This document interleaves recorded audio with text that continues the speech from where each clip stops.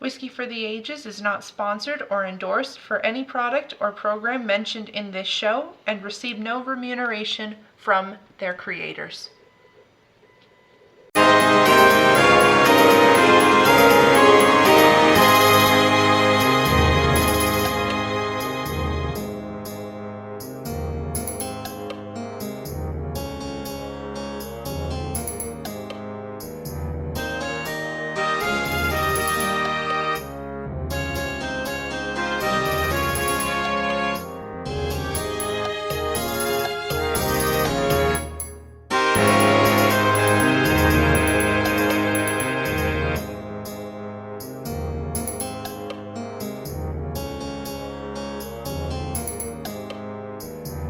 Everybody, welcome to Whiskey for the Ages. I'm your host tonight, Hannah, and my dad, Brian, is here. Hi, how are you doing?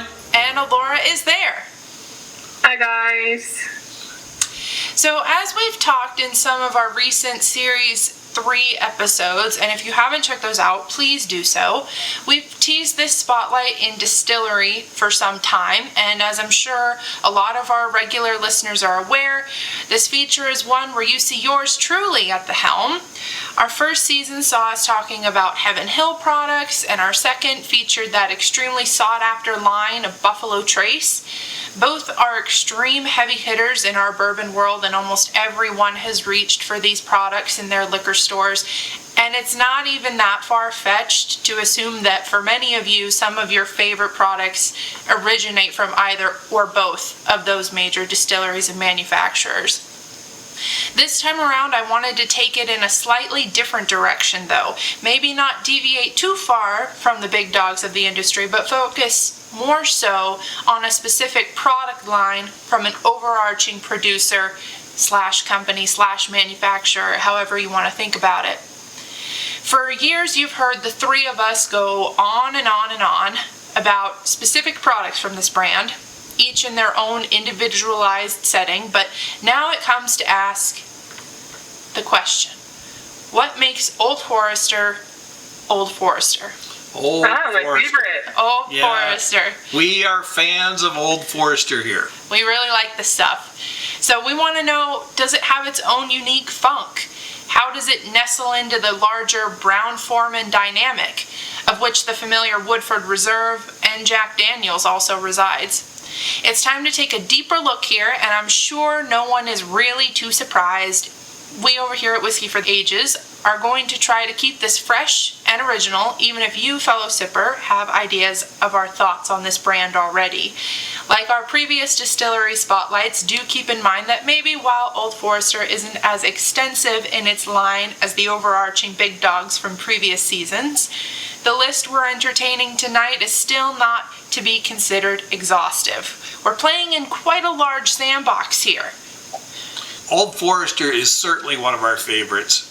You've heard us talk about it quite extensively. However, tonight we've got, even surprise for us, a couple that maybe we'll call them sleepers. Maybe we just haven't played with them all that much. Yeah, so how are we going to be keeping this all fresh and original since you guys have heard us talk about this so much? So tonight we've got a fun lineup of some of the bottles in our bunker that maybe we don't talk about quite as much on the show, with the favorites still snuck in there, of course. We can't help that. And of course, as the purpose of the show, we'll be highlighting how they all play into the history of the distillery and business that is Old Forester. So here's our lineup for tonight. We're going to start with Old Forester 86. 86? Why 86? Going to talk about that. I have a specific reason for that in mind. Right. We're going to be talking about Old Forester 1870, the original batch. I'm sure it's kind of self-explanatory how that one's going to work into the conversation. Going to be talking about Old Forester 1920. There's one of our favorites. All three of us really, really love that one and always try to have it on hand. Had to have one of those in our lineup here tonight. And then I think the one that's going to surprise everyone the most, if a surprise can be possible in this show, we're going to talk about Old Forester Rye. Yeah. It cannot be a Hannah directed show if there is not a rye featured in it. Yeah, I always have to have a rye in there for sure. Yeah, so these are definitely ones that we don't really talk about that often. I'd say the 1920 is one that we talk about the most often. I'm pretty familiar with the 1870 and the 1920 because, like Hannah said, 1920 is one of our favorites, and I'm just very, very fond of the whole year, history, date lineup from Old Forester. But I don't have much experience from Old Forester 86. I actually had to purchase the bottle where I'm going to school the other day. And then I don't think any of us have had the rye, have we? Nope, I don't think so either. So we're going to be doing something a little different here, kind of sneaking in a review into one of our Spotlight series. So that should be pretty interesting. So let's go ahead and get into it. We're going to talk about first, like I mentioned, the Old Forester 86. This one is the cheapest in the line of the Old Forester products and also of the lowest proof in our lineup tonight. So that's kind of why I wanted to start the evening with this one so that our palates were fresh and ready to go, ready to accept whatever this little guy here had to offer. And also wanted to include it in tonight's episode because it's so available. This is in virtually every liquor store that you could walk into. Its price point is fantastic. It's a good entry-level bourbon, but let's talk about it a little bit more with the vitals. So this, all Old Forester products, they're coming from Louisville, Kentucky. Distiller is Old Forester, obviously that's going to be the theme here, but they're nestled under the larger manufacturer that is Brown-Forman Distillery, Brown-Forman Corporation. Classification on this one, Kentucky Straight Bourbon Whiskey. Mash bill, so this is interesting. All Old Forester bourbons have the same mash bill, so you may hear me repeating this a couple of times. Mash bill is corn with a 72%, rye is 18%, and then we have malted barley coming in at 10%. Barrel char number 4, so we're really going for that alligator char. Barrel entry proof is 125. Age statement, we don't have one on any of the ones here tonight. However, they are going to be less than 10 years old. The oldest bourbon that Old Forester has noted in their lineup is the 1924, which we don't have sitting with us here tonight in this show, but we can know that all of the ones that we're going to be enjoying tonight are less than 10 years. ABV 43% at 86 proof, kind of a noteworthy number in our world. And then price, like I mentioned, this is the cheapest in the lineup, coming in at just about $25 here in the state of Idaho. So guys, what do you think about the aroma here of 86? I'm getting a lot of brown sugar. Yeah. Yeah, it's really sweet. It is a sweet one. Spices aren't too predominant though. No.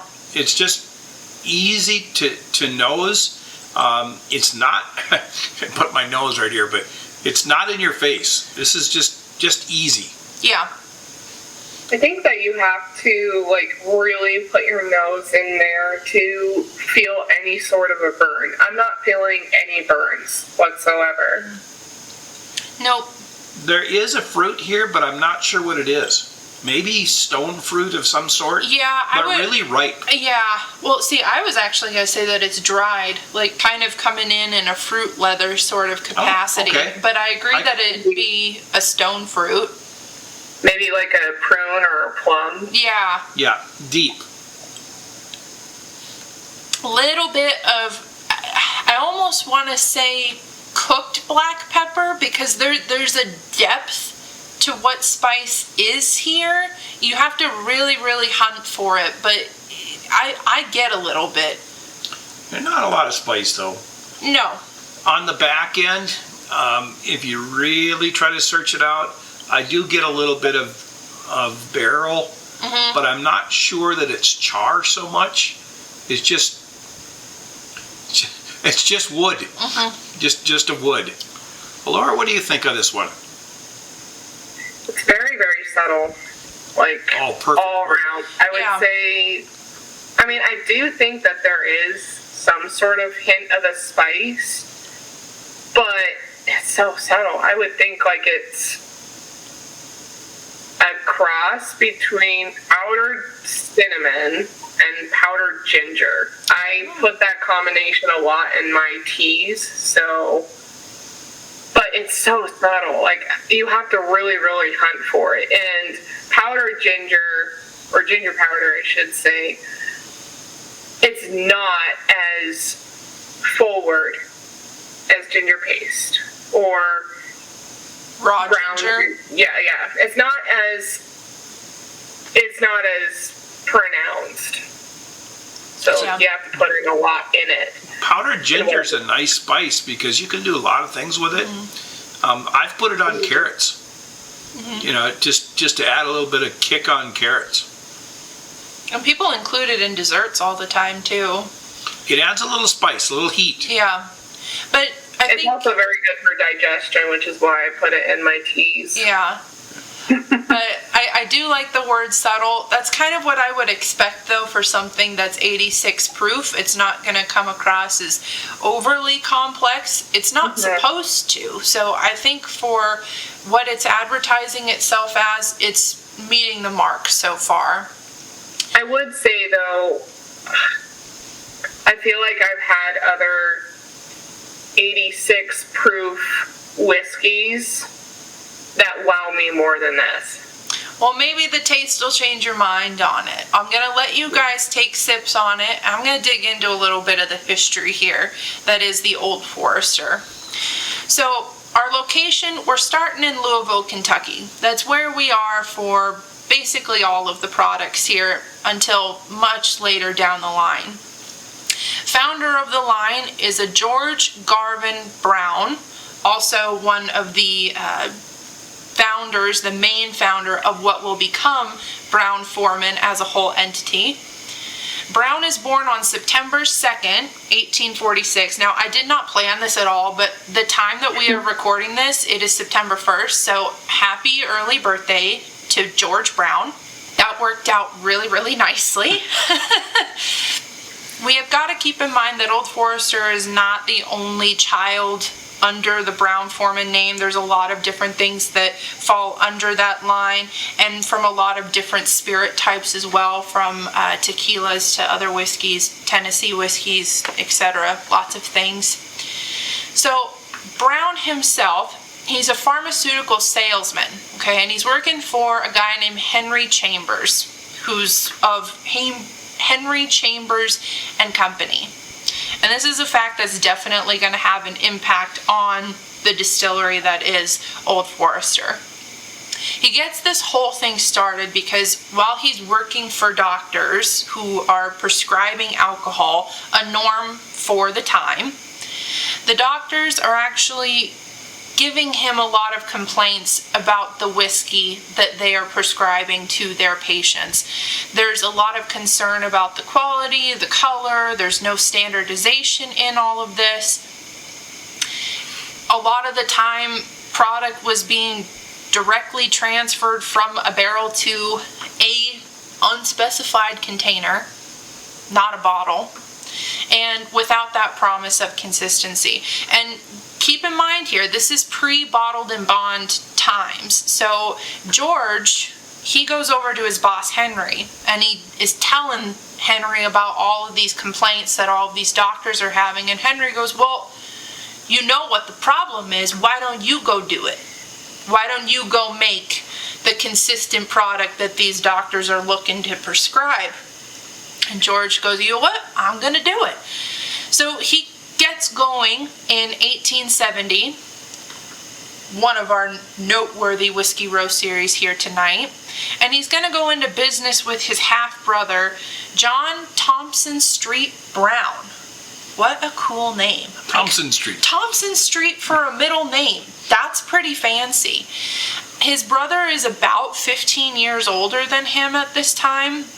he's kind of the one who ultimately is able to put the most backing behind it, but they have to go and get about $5,500 to really get the project going, and they're borrowing this from a multitude of different places.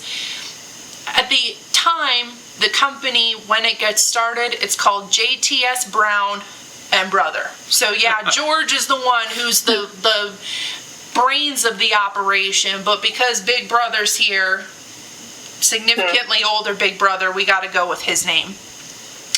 So, but on the note of names, the question obviously is, well, how the heck did Old Forester come into play for Brown here?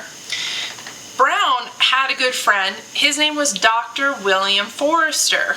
Aha. But this Forester is spelt with 2 middle R's, so 3 total. Eventually that second R is going to be dropped in the name to create only 2 R's in the whole word. William had worked as a surgeon for the Union during the Civil War, and of course, as many of us know, alcohol was something that was frequently prescribed as medicine and something that was used all of the time out in the battlefield for disinfecting the many wounds incurred by soldiers, and often involved in a lot of amputations as well.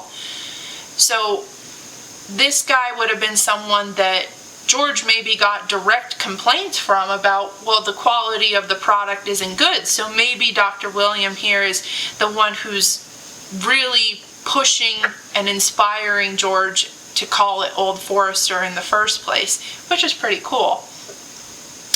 So the beginnings of it, though they are looking to have some sort of standardization here, they're not actually distilling their products originally.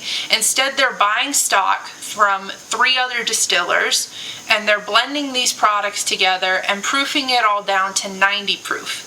And then they actually bottle. Now this is significant. They're actually bottling and sealing the product. This is all before glass blowing is standardized, commercialized, industrialized, whatever you want to call it. So making glass as a whole at this time is extremely expensive, timely, but it's something that George really wants to have become a staple within his line. By sealing it in the bottle, we're protecting it to a degree and being able to put a seal of approval that this is a good product. So then, what were other whiskeys being contained in if they weren't being contained in glass bottles? Practically anything you could get your hands on, I suppose. Most of it was probably coming to the purveyor in a barrel. Mm-hmm. Could it have been in wine bottles? Because wine's very old.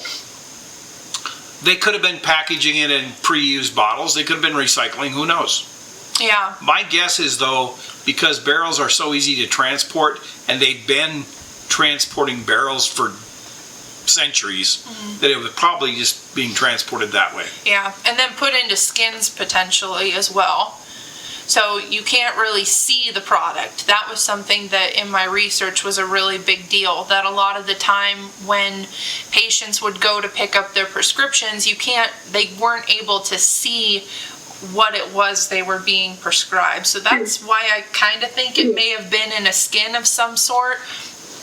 And I'm glad we don't get our whiskey from skins anymore. yeah, I mean, it definitely does lend itself to some potentially nefarious stuff happening to the product, and who knows what people are putting in the barrels before it even gets to that point. Exactly. So this is before any sort of inspection acts. I exactly. mean, Yep. Teddy Roosevelt, and during his presidency, he had the whole Meat Inspection Act, and that had only been put in early 1900s, and if all this is happening 30 years prior, you can get away with anything. Yeah, and this is definitely before the Bottled in Bond Act. So George Brown over here is actually seeing the problem that obviously many other distillers were noticing as well, but he's one of the first, arguably, who's trying to figure out a way to combat it and make the product a certain standard, a certain quality, which is really impressive. That 1870, which we're going to get to here in a moment, is actually noted by Old Forester themselves as being the first bottled bourbon. Like, period. Like, that is their claim to fame, that they were the first ones to standardize putting the product in the bottle. But we'll get to it a little bit here in a little bit. But what are you guys thinking about the taste here of 86? It's easy to drink. Very simple. Not a lot of flavors, but the flavors that are there are mimicking whatever we smelled earlier. You know, I'm getting that dried fruit, you know, the maybe even juicy prunes. You know, I'm getting that brown sugar. But it's subtle. Yeah. There's really nothing, I hate to say it this way, there's really nothing noteworthy, but it's also easy. I can see where, hey, I don't really want a lot of bourbon tonight, but I do want something. So this could be something we reach for. I like the finish of it because I feel like cherries come in at the end, and I really enjoy that. I love when cherries come in, and I think Old Forester products, as far as their funk or potential funk goes, red fruits definitely are a big deal here. Yeah, I would say this is very, very subtle. And if you are a beginning person in bourbon or any kind of whiskey, it'd be an easy one to go for. I mean, it's very accessible, like Hannah said. I had no problem finding it. I didn't even have to ask anybody to help me find the 86. It is interesting in that there is the brown sugar element. There's also just sugar candy. One of the very first things that I came up with was actually candy corns, and I'm not a huge fan of candy corns whatsoever. I hate the candy. But it's what I got, and then... Easy to drink, though. Yeah, it's just easy to drink. That's the only noteworthy thing I can really find, and the fact that it would be easy for beginning people to, you know, go for. Right.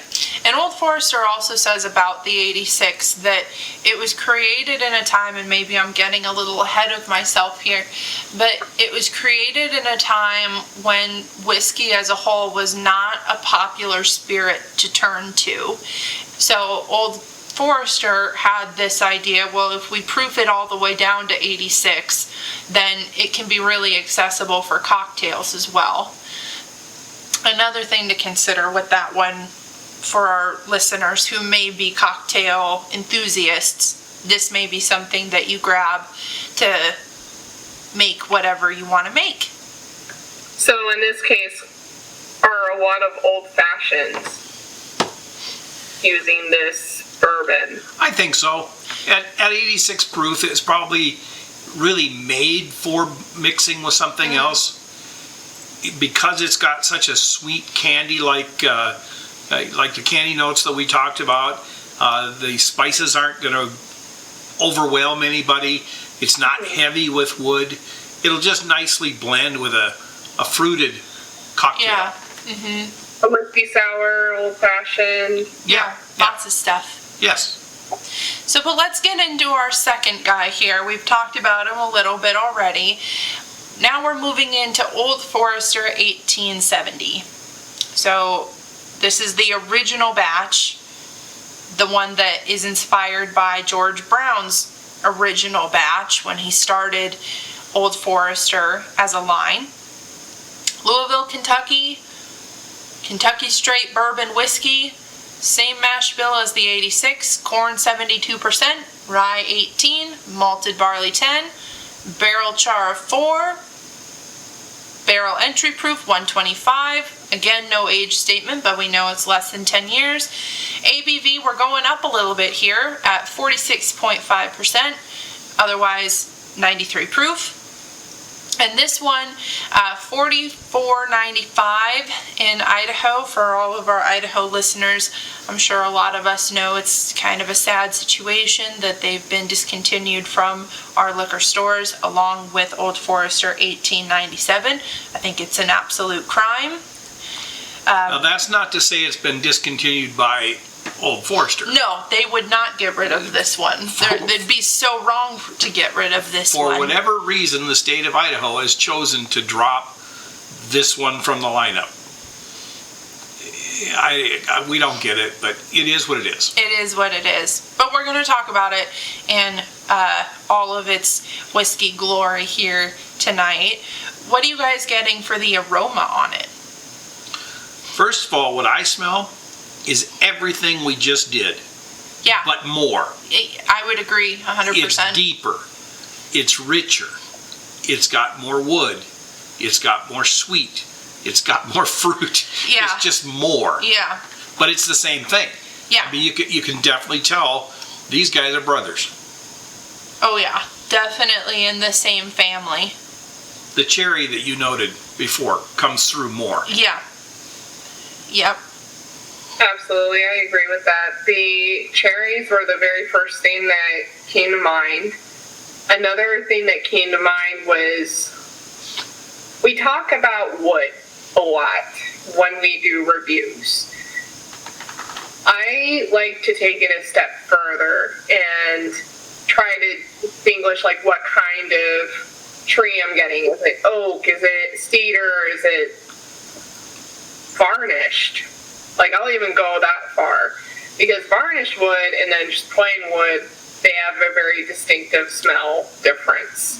And this one I would say is more of the varnished. More seasoned. Wood. Yeah. Yeah. It's a finished wood. Yeah. It's very nice. It is more. Yeah. And it smells more appetizing. It's hard to believe that,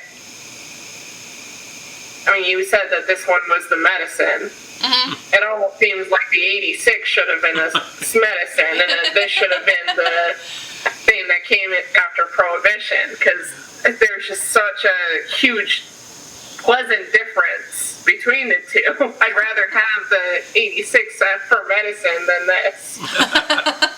Well, you bring up a good point, because doctors actually wanted their medicine to be of a higher proof. So they liked things that were around the 90 proof range, which was why Brown wanted to make sure that all of the things he was bottling were going to sit at that 90 proof. Now, this original batch, no questions here. So it is a 90 proof, so it matches that original batch here, which makes sense, as it should. But let's get a little bit more into the history here. 1873, now keep in mind, 1870 is when the original batch starts, when JTS Brown and Brother comes into being. 1873 just takes 3 years for Big Brother to go, you know what? This isn't for me. I'd rather create my own business by myself without little bro. So he leaves. So George is sitting there going, well, I need somebody.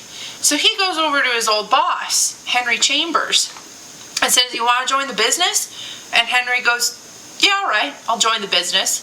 So now it becomes Brown, Chambers and Company. Brown finally gets his first seat there, his first line. His cousin, he brings him in, a James Thompson Brown, not James Thompson Street Brown or John Thompson Street Brown. This is just James Thompson. He's from Ireland, and George brings him in just a couple of years later, over in 1876. So the business undergoes another name change, now to Brown Thompson. We've dropped Henry. Henry actually retires from the business in 1881, so he's probably not too bothered by it. The 1880s, we actually see a bit of commercialization of glass blowing. So now it's actually a cheaper venture to really get into. So it makes making the product itself a heck of a lot easier and cheaper as well. Has Thompson come in through Ellis Island? I don't know. Because that was a huge immigration I'm sure. time. I'm sure almost everybody did at that time. Yeah. Well, we got a lot of Irish immigrants during the 1880s and 70s, so... I would certainly think so. Yep. So 1890, James, the cousin, he decides that he is now going to go off and create his own business venture with his own brother Frank. So again, our George Brown here is sitting here going, well, help. So James sells all of his shares of the business to the company's accountant, George Foreman. Okay, I was wondering when his name would come in. It had to come in. So now, no name change as of yet, but the seeds have been planted for how Brown Foreman as a whole comes into being. 1897, we know that's a very big hallmark year in all of American spirit, particularly bourbon. We've got the Bottled in Bond Act and a new product to match from Old Forester at 100 proof per the Act's requirements. The 1897, that we don't have that one in our lineup here tonight. I actually had that one last night. So delicious. Very, very fruity. If you can get it, go get it. It's another one of those ones that's been discontinued here in Idaho, but of course not from the Old Forester line themselves. Somebody got I'll see if I can find it. Yeah, you should. You should. It's really good. Somebody got some extra bottles, so we kind of have a little bit of a stash of this, but like we say, we're Brown Foreman fans. Yep. Old Forester fans. Old Forester fans. So with this 1897 one, when it comes into being and the Act says you got to have your product sitting at 100 proof, there had actually been some debate within the distillery, within Old Forester, about this. They really loved their original batch at 90 proof. And really, they had their own Bottled in Bond Act variety going long before this. They'd been doing it now for over 20 years. So now they've got to uproot and change things and go with this Bottled in Bond with this 100 proof. They do make the jump, but I found it interesting that they'd had a little bit of internal debate about it. The Act would also ensure that product would be made now from one singular distillery, from one distilling season. So that also meant that they kind of had to change how they were making their product. Because remember, the original batch, the 1870, had been a blend from 3 different distilleries. So now they kind of have to revamp in a lot of ways. Only a couple years after this, over in 1901, George Foreman, our accountant guy who steps in after the cousin left, he passes away.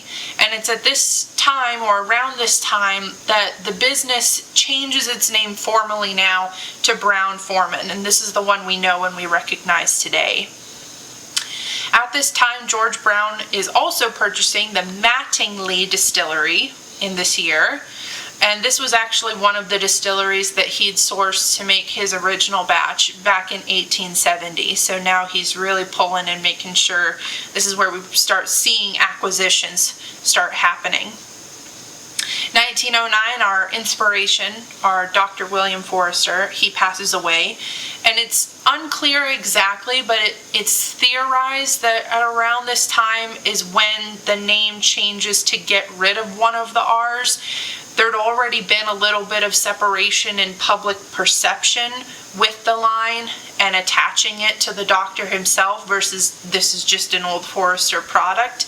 But it does seem to be at around the time that the inspiration himself passes away. In 1910, another big year, there is a fire at the bottling firm.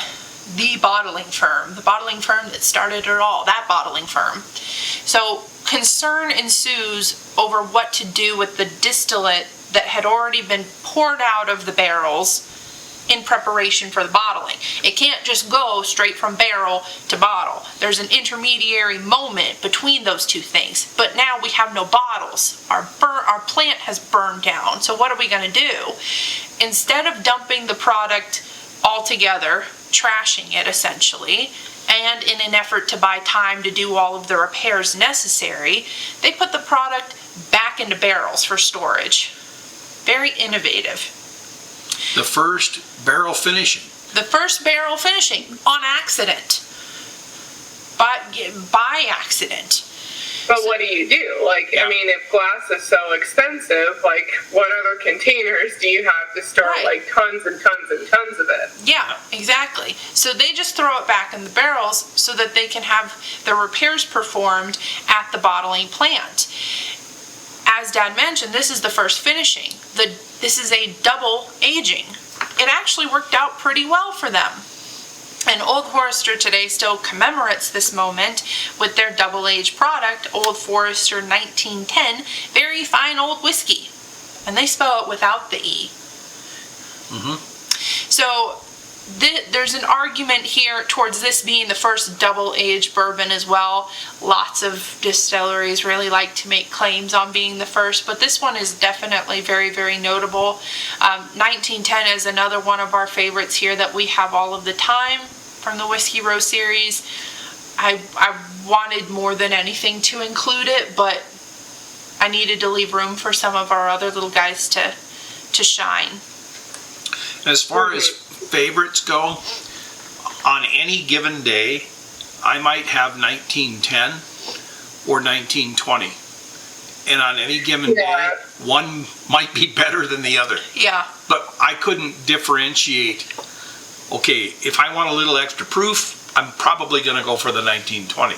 Yeah. If I want it nice and easy, or maybe a little more oaky, I'm going to go with the 1910. Yeah.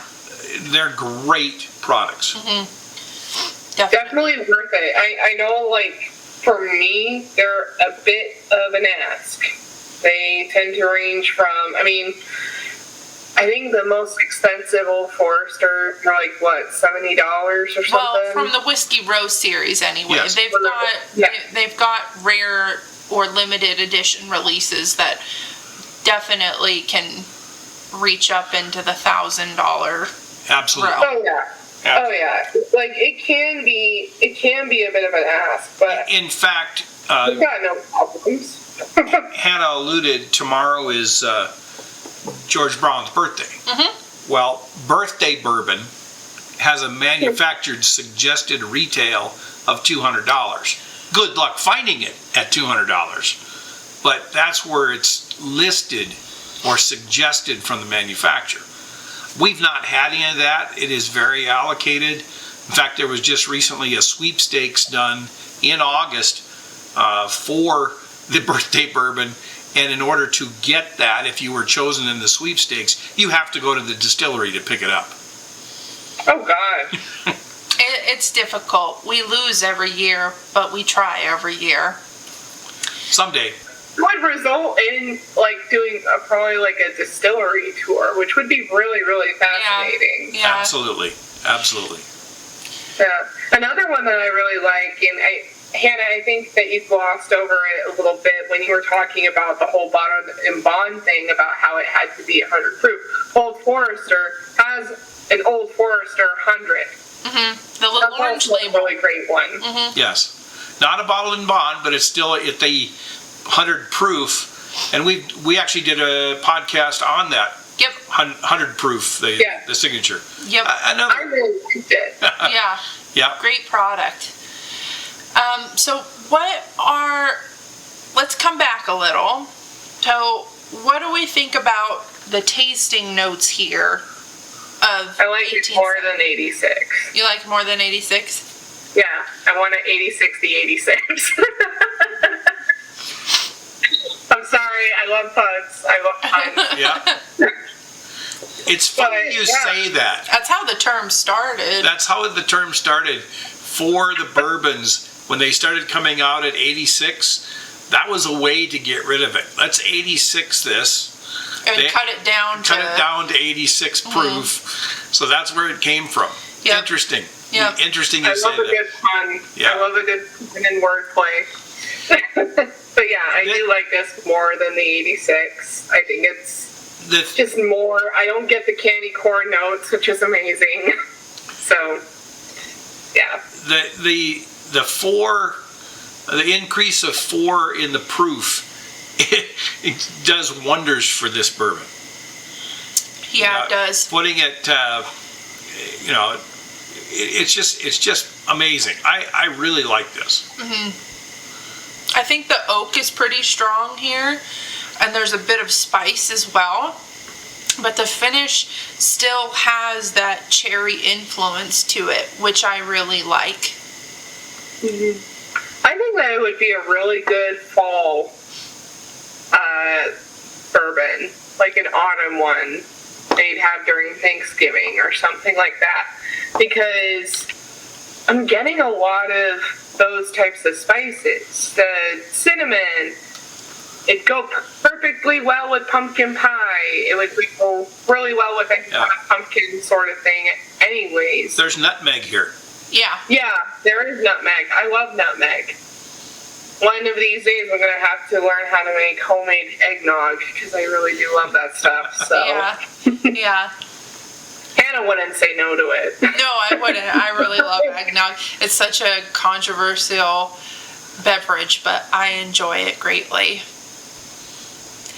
So, I'd probably spike it a little bit with bourbon or something. Put some bourbon in your eggnog. I don't even need it spiked, though. I just love it as it is. But anyway, let's go down to our next guy here. Now, I had to have one of our favorites. It wouldn't have been right to do an Old Forester Spotlight without having one of our all-time favorites that we could talk about again and again. Old Forester 1920. This one, I'd say, is probably my favorite of the Whiskey Row series, and as of right now, my favorite Old Forester product, period. But let's go into a little bit of the vitals here. No differences in our location, our mash bill, our char, our proof, whatever. The really major difference is in our ABV. Now we're at 57.5%, coming in at 115 proof. And incidentally, this was actually the first so-called high-proof bourbon I ever had. Up until that point, I was somewhat, if you will, afraid of high proof. Now I love it. Yeah. But this was the first one I ever had that was over 110. My first one that was over 110 would have been Booker's. And that, I mean, talk about baptism by fire. That's what happened to me. I wish that I would have been able to start in with Old Forester 1920. I think it would have helped my Booker's journey move along a lot quicker to the appreciation that I have for it today if I'd had a little bit of time with 115 first. I don't really keep a log on mine, but I know that Old Forester 1920 kept meaning something every time that I had it. Like, way to put it, yeah. Yeah, because I don't really pay attention to names all that much. I, like, whenever I get asked, like, what do you want, and, like, for bourbon, and usually I'll just get whatever I want, but sometimes I'm like, I don't want to. I'll be like, surprise me, because I'm not going to know. Something sweet, something fruity. But 1920, I mean, I've got it up in my bunker, if you want to call it a bunker. But it's just a staple. I love it. Yeah. What do you guys get on the nose for it? More of the same. More of the same. We're really digging in here to the funk of Old Forester. But it's, again, more. Yeah. You can smell the additional or feel the sensation of the additional alcohol that's there. The depth is so much more. I'm kind of equating it to, like, if you change the temperature of an environment, it makes a huge difference. Like, you don't think that if an aquarium's like 70 degrees and you change it to 74 degrees, that it's going to make much of a difference, because it's just 4 degrees.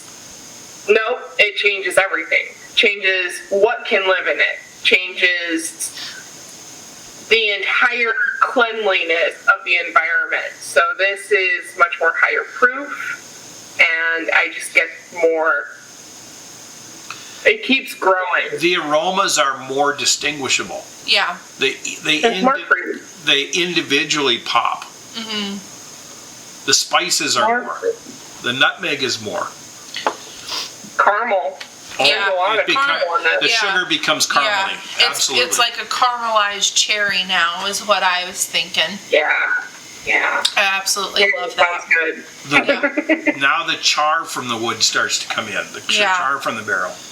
More prevalent A on very the good nose. friend of mine. I'm going to have to get more.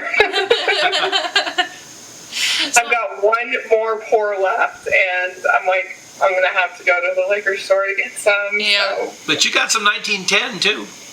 I do have 1910, but sometimes I have shit days and I really want a 1920. Yep. So. Well, fair enough. Fair enough. Well, let's keep going on our history here of Old Forester. We're approaching the Prohibition, which is, our 1920 here kind of comes in handy to continue that. 1917, our founder here, George Garvin Brown, passes away. In 1910, coincidentally, just that when the very fine old whiskey had come out, his son Owsley Brown had joined the business and was getting prepped to take it over. But George Brown stuck around for a few more years. There'd been a lot of talk, even at this point, that the Prohibition was coming. It was in the works. It was everything that anybody could talk about. And he didn't like it, obviously. Not a whole lot of distilleries would have. It just doesn't make sense. He'd even released a book before his passing called The Holy Bible Repudiates Prohibition. If that doesn't say piss off to everybody wanting the Prohibition to come into being, I don't know what does. But nevertheless, it comes in anyway, really early in 1920. And you think, well, George passed in 1917. Owsley's only been there for 10 years, and now he's only been the head of the company for 3. He now has to deal with the whole freaking Prohibition. This is no small task. So his decision, he applies for the Brown-Forman Company to remain operational as a producer of medicinal whiskey. We're calling back to our fundamental roots of Dad was a pharmaceutical rep, and this is how we're going to continue the business itself. And as a result, Brown-Forman actually ends up being one of only 6 distillers that's awarded this privilege to keep the doors open and keep the product coming out.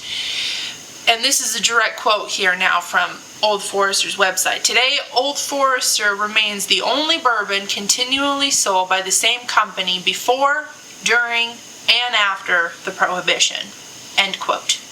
Now, note here that yes, they say company, but it can really be translated also to family. This has stayed in the Brown family before, during, and after. Today's Old Forester chief of everything is a Brown. So how cool is that? And of course, so the distillery's Whiskey Row series here, with this one that we're enjoying right now, it cements this moment through their Old Forester 1920 Prohibition Bourbon. That's what it's called, and it's available always today. Thankfully, this one hasn't been discontinued from our Idaho stores. There would be a revolt. There would be a revolt. I would be at the front of it for sure. Me too. I find time in my very busy schedule to be a part of that. Yep. So product during this time was actually always put into the barrels at 100 proof, so not that 125. And that would be the original goal, but as the water would evaporate, the angel share, the distillate's alcohol, the ABV, would actually rise with it, and it'd get close to 115, which is why today's Prohibition style bourbon sits at 115 proof. That's cool. I did not know that. Yep. It would be proof down for bottling though. Still wanted it at the 100. Yes. But, 115 was where they'd eventually end up, and what today's product kind of harkens back to, which is really cool. I have a couple of points I want to mention. Like, Prohibition was, we look at it today as like, well, it's the banning of alcohol. Prohibition actually had happened. Here's why. I just Googled it because a couple of years ago, us three had watched a documentary series on the whole Prohibition thing. The average American, according to Google, average American was drinking 2.5 gallons of pure alcohol per year, which is about 13 standard drinks per week. So that's a lot. Isn't that crazy? Isn't that crazy? Prohibition. Yeah, it was a problem. It was a problem. So there had to have been some sort of limitation on it. And I completely forgot my other point, but yeah, I just wanted to state that fact because it was like, Prohibition was a big thing. Yes. It wasn't banning alcohol for no reason. Mm-hmm. That was why. Yeah. And a little spoiler here, whiskey history coming up in an episode near future. We're going to talk about how Prohibition actually began and all of that very thing, and we'll get into some numbers. Yeah, it's kind of shocking. But one of the big things, at least within the industry, we saw a lot of distilleries close during this time. They just could not stay open. Remember, there's only 1 in 6 that are allowed to still continue producing, all under this umbrella of, well, it's medicine. So, but a lot of other distilleries didn't have that luxury and had to close their doors. And it wasn't until 1933 that Prohibition was actually repealed. So you saw some distilleries coming back and try to open their doors again, or new distilleries try to get started. Old Forester, they'd been going the entire time. So they're kind of already ahead of all of the competition that's now coming in. They never had to close their doors. And in 1940, Owsley, remember, he's George's son, our second in line here, he purchases Old Kentucky Distillery, which was predictably one of the new distilleries that had been born out of the repeal of Prohibition. This distillery had been producing Normandy Rye. This is actually the recipe that inspired Old Forester's Rye. Stay tuned. And the distillery, though, was renamed from Old Kentucky Distillery to Early Times Distillery, which is a familiar name as well. After Brown-Forman had purchased rights to the brand Early Times in 1923, assumably when that closed. Yes. So, very interesting there. Again, we're seeing Brown-Forman doing its acquisition powers here. And then a year later, 1941, this is a big year for the world in general, especially for the United States, we saw the attack on Pearl Harbor.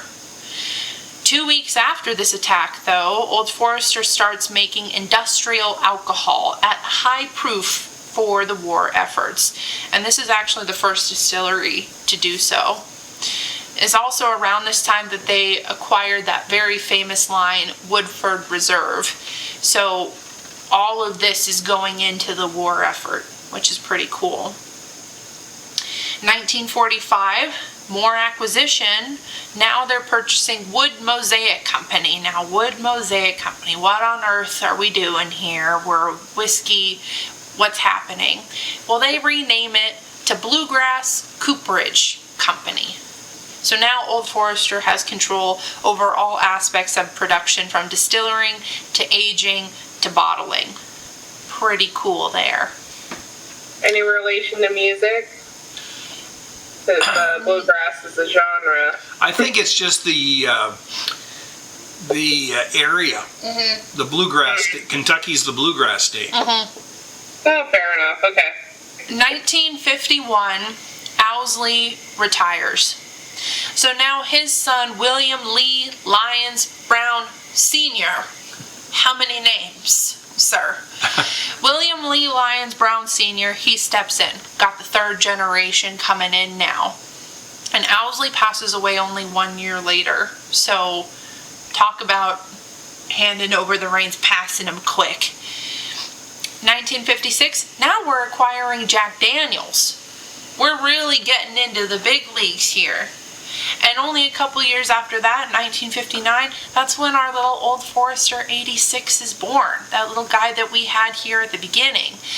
During this time, higher proof offerings as a whole were not attracting many customers, and whiskey itself is facing new demographic challenges, and it's got to appeal to new people to keep the whole of the bourbon industry alive.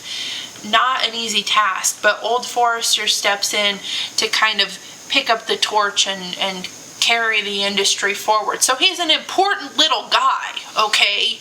We may not love him as much as we love the others, but he's an important little dude in our world. 1962, Old Forester is now introducing the President's Choice, the first single barrel bourbon offered by Old Forester, and they claim offered in history, but how many distilleries want that honor? I'm not going to chip in on who did it when, who did it first. It's just a big deal, okay? Old single barrels are coming into being. So, and the President's Choice, that one is actually still a limited release one that still comes out every year. There's like a couple of variations each year, and that's one that definitely reaches into the higher price points when it does get released. And then from there, it kind of goes quiet a little bit. Brown-Forman is probably just doing a whole lot more acquisitions, expanding the line, and there's not too much going on. It's not until George Garvin Brown's, our originators, his birthday in 2002, that the birthday bourbon, which we talked about a little bit earlier, comes into being. This one also, the vitals of this vary from year to year, from proofs to the numbers of barrels involved in the production. It's one that's super sought after. After that, 2014, our Whiskey Row series, as we know it, is born. So these are all the ones with the years. We've got 1870, which we had a little bit ago. Barrel, this one now, our 1870 that we had earlier tonight, this is coming from barrels from 3 different warehouses at varying proof, profiles, ages, and blending them all together to reflect the blending practices of the original blending practices of George Garvin Brown when he had 3 distilleries coming in. So it's pretty cool how they find ways to link, to bring it all together, full circle, all of that. 1897, we've got that bottled and bond one. 1910, the very old fine whiskey regarding the double aging that resulted from needing to figure out what to do with a bottling plant fire, and then the 1920, which we're having at the moment. Year after that, Campbell Brown. So now we're actually on the 5th generation Brown, our current Brown. He's named president and managing director of Old Forester. He is our leader, our supreme leader. And then in 2018, I found this really interesting. The company moves back to Whiskey Row itself. This is at 119 West Main Street in Louisville, Kentucky. And this was Old Forester's home before the Prohibition. So they moved back into their old house, and that's where the barrels had been produced. Now, the majority of their product isn't produced there because it is a small space, but they do have some things that are still made there, presumably the barrels, and then they have tours there now as well. How cool is that? Full circle. Full circle. Old Forester is about full circle moments, I feel like, which is just so cool. 2018, I was a senior, not of drinking age yet. Was that when you, Dad, were getting into bourbon? I was already before that, but yeah, it was. I'm well into it by 2018. That would have been far off from when I was getting into it, though. Yeah. So yeah, because I was just about to say, like, I remember somewhere in my high school years, like, it was kind of like okay, Dad, you're getting into something like whatever, but then you really, then it became a family thing. So Yes. Yeah. That's cool. Now that's full circle. That's full circle. It's family. It's family. Yeah. And the 1920 was a really big part of all of our journeys. Doing another full circle moment here. Tasting notes on this one. Tonight, I like it. without question, this is my favorite of the three we've had so far. I love the heat, yet it's not overpowering. I love the brown sugar. The brown sugar caramel just explodes on the palate. The fruit, like you said, Hannah, caramely cherries. Yeah, it's almost like the skin of the cherry, because it's got that little bit of hook to it that you just really want to sink your teeth into. So play with it on the tongue. Yeah. This is warming in the throat. Yeah. This is just a beautiful bourbon. Yeah, stellar product. They nailed it. I really, really like it. It's, it's not like burnt caramel. No. Kind of like a golden caramel. Yeah. And I mean, I love all kinds of caramel. I'm never going to say no to caramel, ever. Like, you could burn it to hell and I'd still eat it. But, yeah, I mean, it's just so caramely and cherry forward.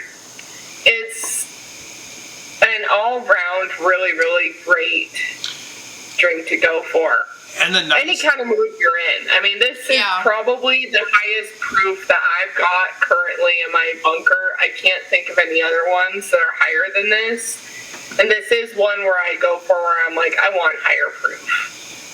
And it's easy to drink, even though it's the highest. Yeah, it's an easy one to drink. And, I mean, I've got my own issues with higher proof ones, like any kind of bourbon that's over 120. I'm like, okay, but is it going to offer more than just proof, or is it going to be actually good? This one passes all those tests. I love it. Yep. Yeah. Absolutely. Definitely. Absolutely. But now we're changing gears entirely. Now we're stepping into the rye realm. Old Forester Rye. This is one of their newer product lines, and I actually read that it was their newest grain release, that their only new grain release. It's always been 72-18-10. Yeah. This is a whole, we're changing the very fabric of what Old Forester is with this rye. So, but we have some similarities all the same. Louisville, Kentucky still. Our mash bill, here's where we get different. We got 65% rye. Almost said corn there. Did you hear me? Yeah, I did. Corn. I was like, what are you talking about? Yeah, so 65% rye, 15% corn, very minimal corn here, and 20% malted barley. There's more barley in this than there is corn. And is that a common feature of rye or not? Barley's still usually the minor ingredient there, and it acts as a stabilizer to the product. So this is unique, but remember, this is based off of a recipe that goes back to the 30s, to the 40s rather. So was that because barley was less expensive or something? No, barley's yeast. Yeah, I'm thinking Great Depression sort of era thing going on here. It's a good point. Yeah, barley, yeast loves barley. It grows really, really well in barley. So not only is it a stabilizer, it helps get the yeast going for the fermentation. I'm gonna have to make some barley bread then. There you go. So this one, our barrel char, like the other ones, is still sitting at 4.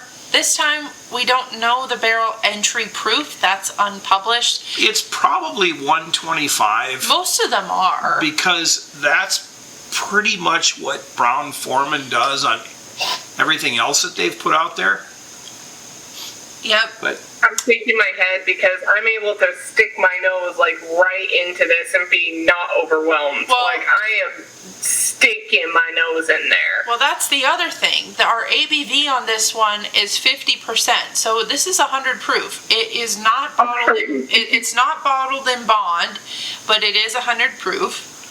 This one comes in at about $27 over here in Idaho. So really not that far off from our little 86 or from our orange label 100. In fact, they all kind of sit together. The bottles are the same. The 86 has kind of a baby blue color to it. The signature, the Old Forester signature, is orange, and then Old Forester Rye is green, like a lot of rye labels are. Yep.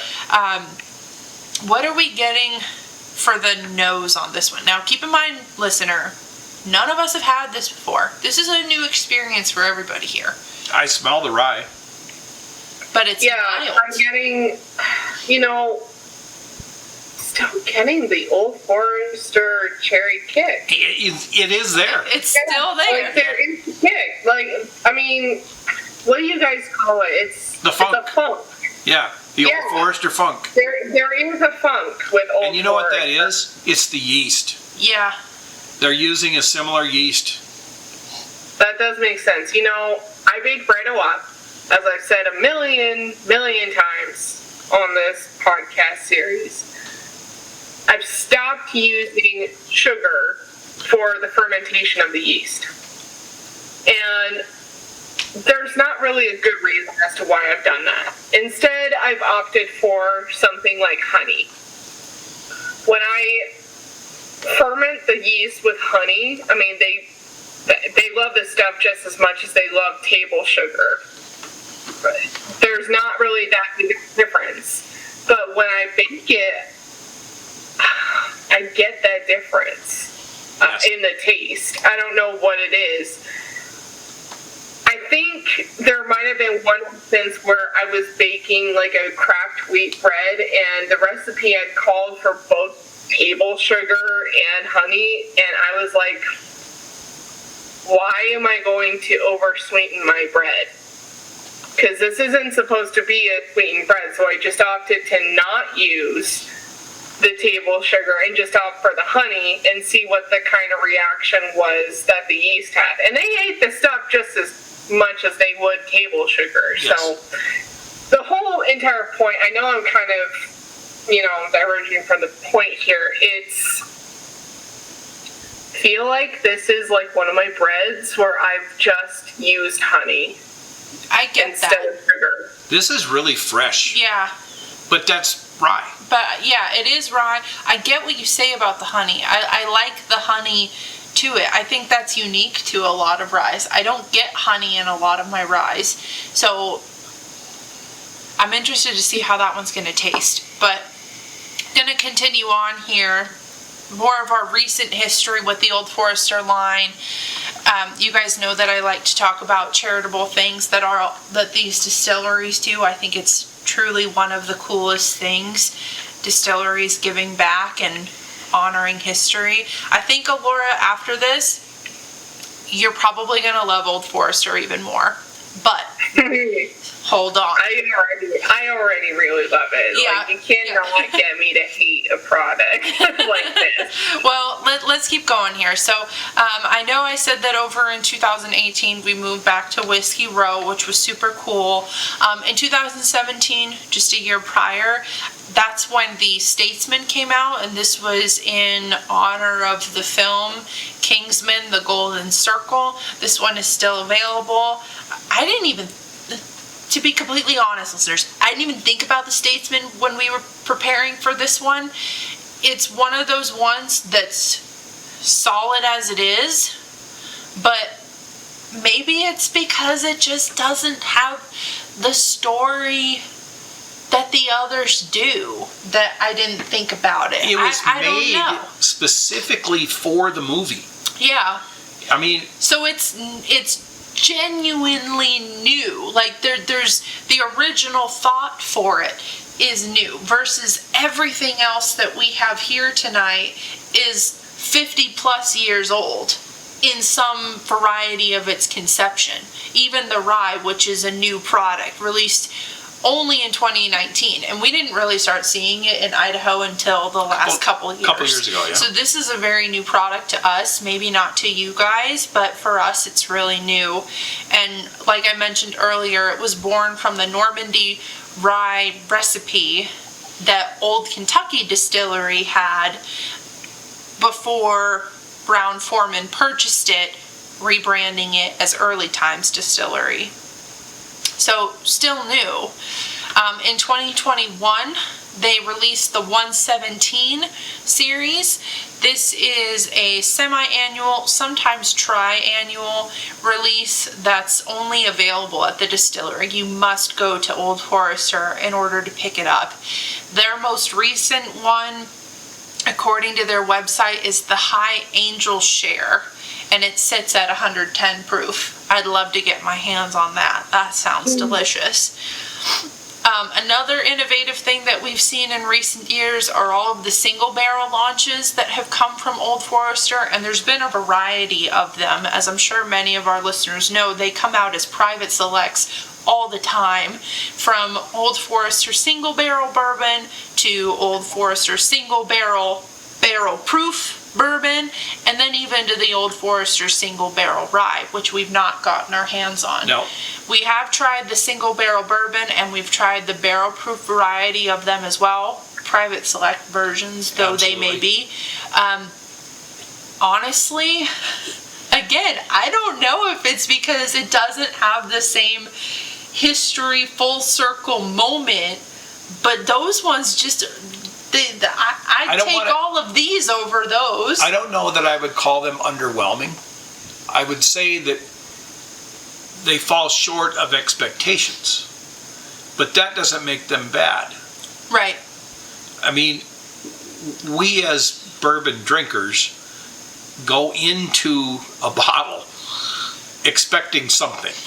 Yeah. And when we don't get what we expect, are we let down? Yes. A little bit. But it's not bad. No, It's just we set our expectations too high. I think that's a good way. Whereas to put if it. we go into something that we've never had before, this rye that we're drinking tonight, I have no expectations whatsoever. Yeah. I just know that it's Old Forester. Yeah. Yeah. So You see, I do go into an expectation because Old Forester is one of my favorite brands, if you will. I go into this rye here with a bias. Is it going to be as good as what I usually love Old Forester to be? Spoiler, I do. Yep. well, hold your horses. We'll get to your thoughts in a little bit. I'm not done giving my spiel. You have so many. I know. Anybody who knows me knows that I always have a lot of thoughts. So along with the single barrels, this one is particularly new. We had a new addition recently to the Whiskey Row series in Old Forester 1924.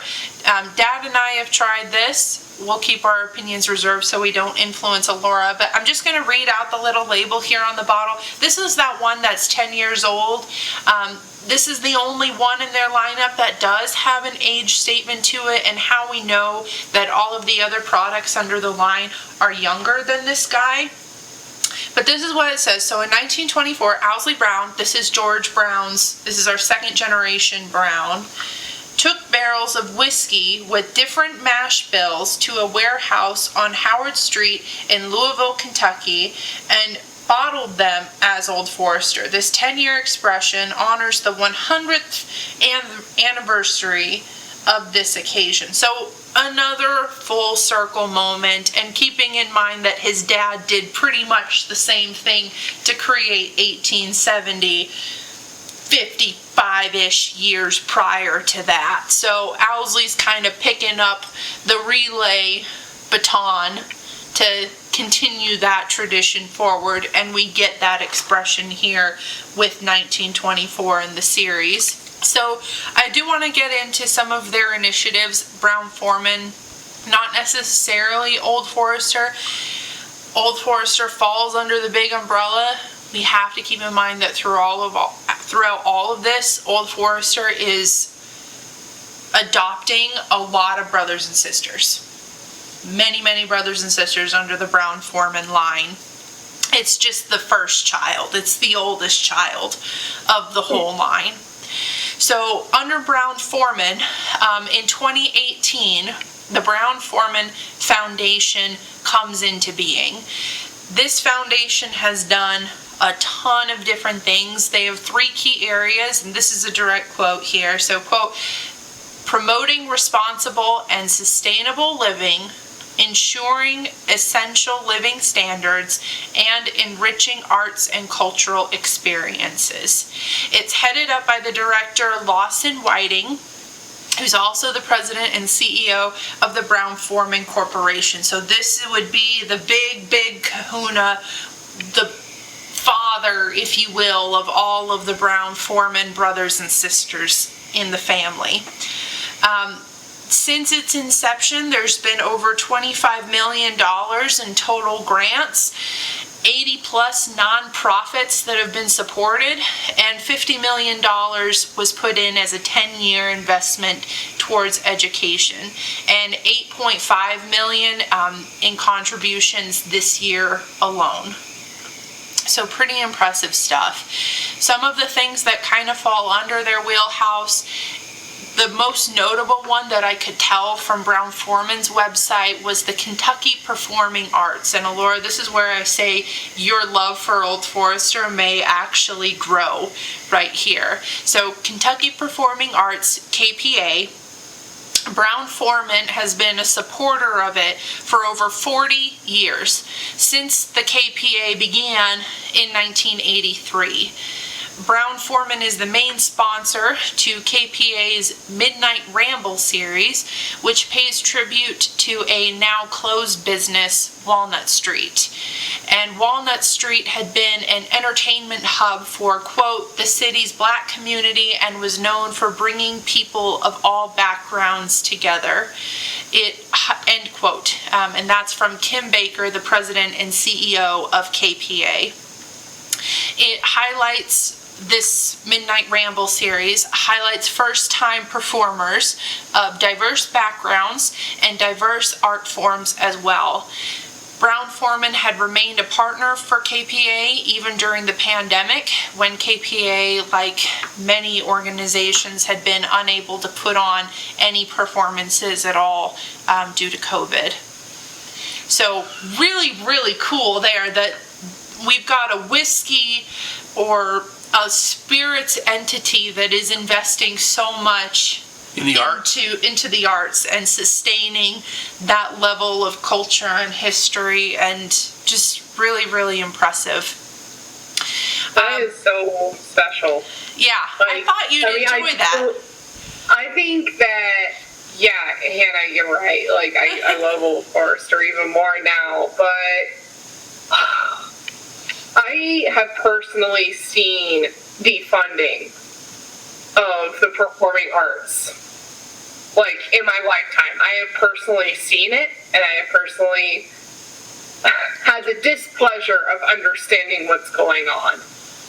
Because I think, like, there's a difference between seeing it happen and then seeing the effects of it. I remember going to high school, and I mean, we wanted to do like a simple marching band competition, and the school was like, what the hell are you talking about? Like, we're not going to fund that. Like, are you kidding me? Like, no, we can't afford that.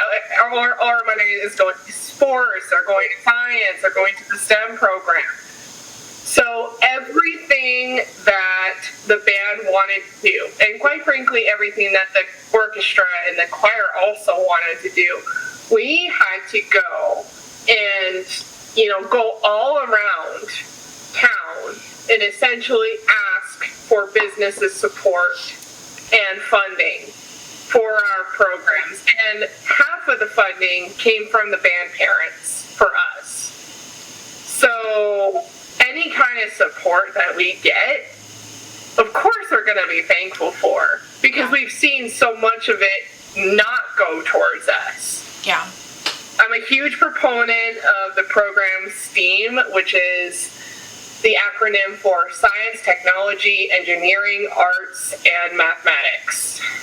So, and it's a contrary program it's a contrary program to STEM, which is just Science, Technology, Engineering, and Mathematics. It does not include the arts. Arts is very, very important. I see the art of making whiskey as an art. Yes, there's science involved in it, just like there's science involved with music and art.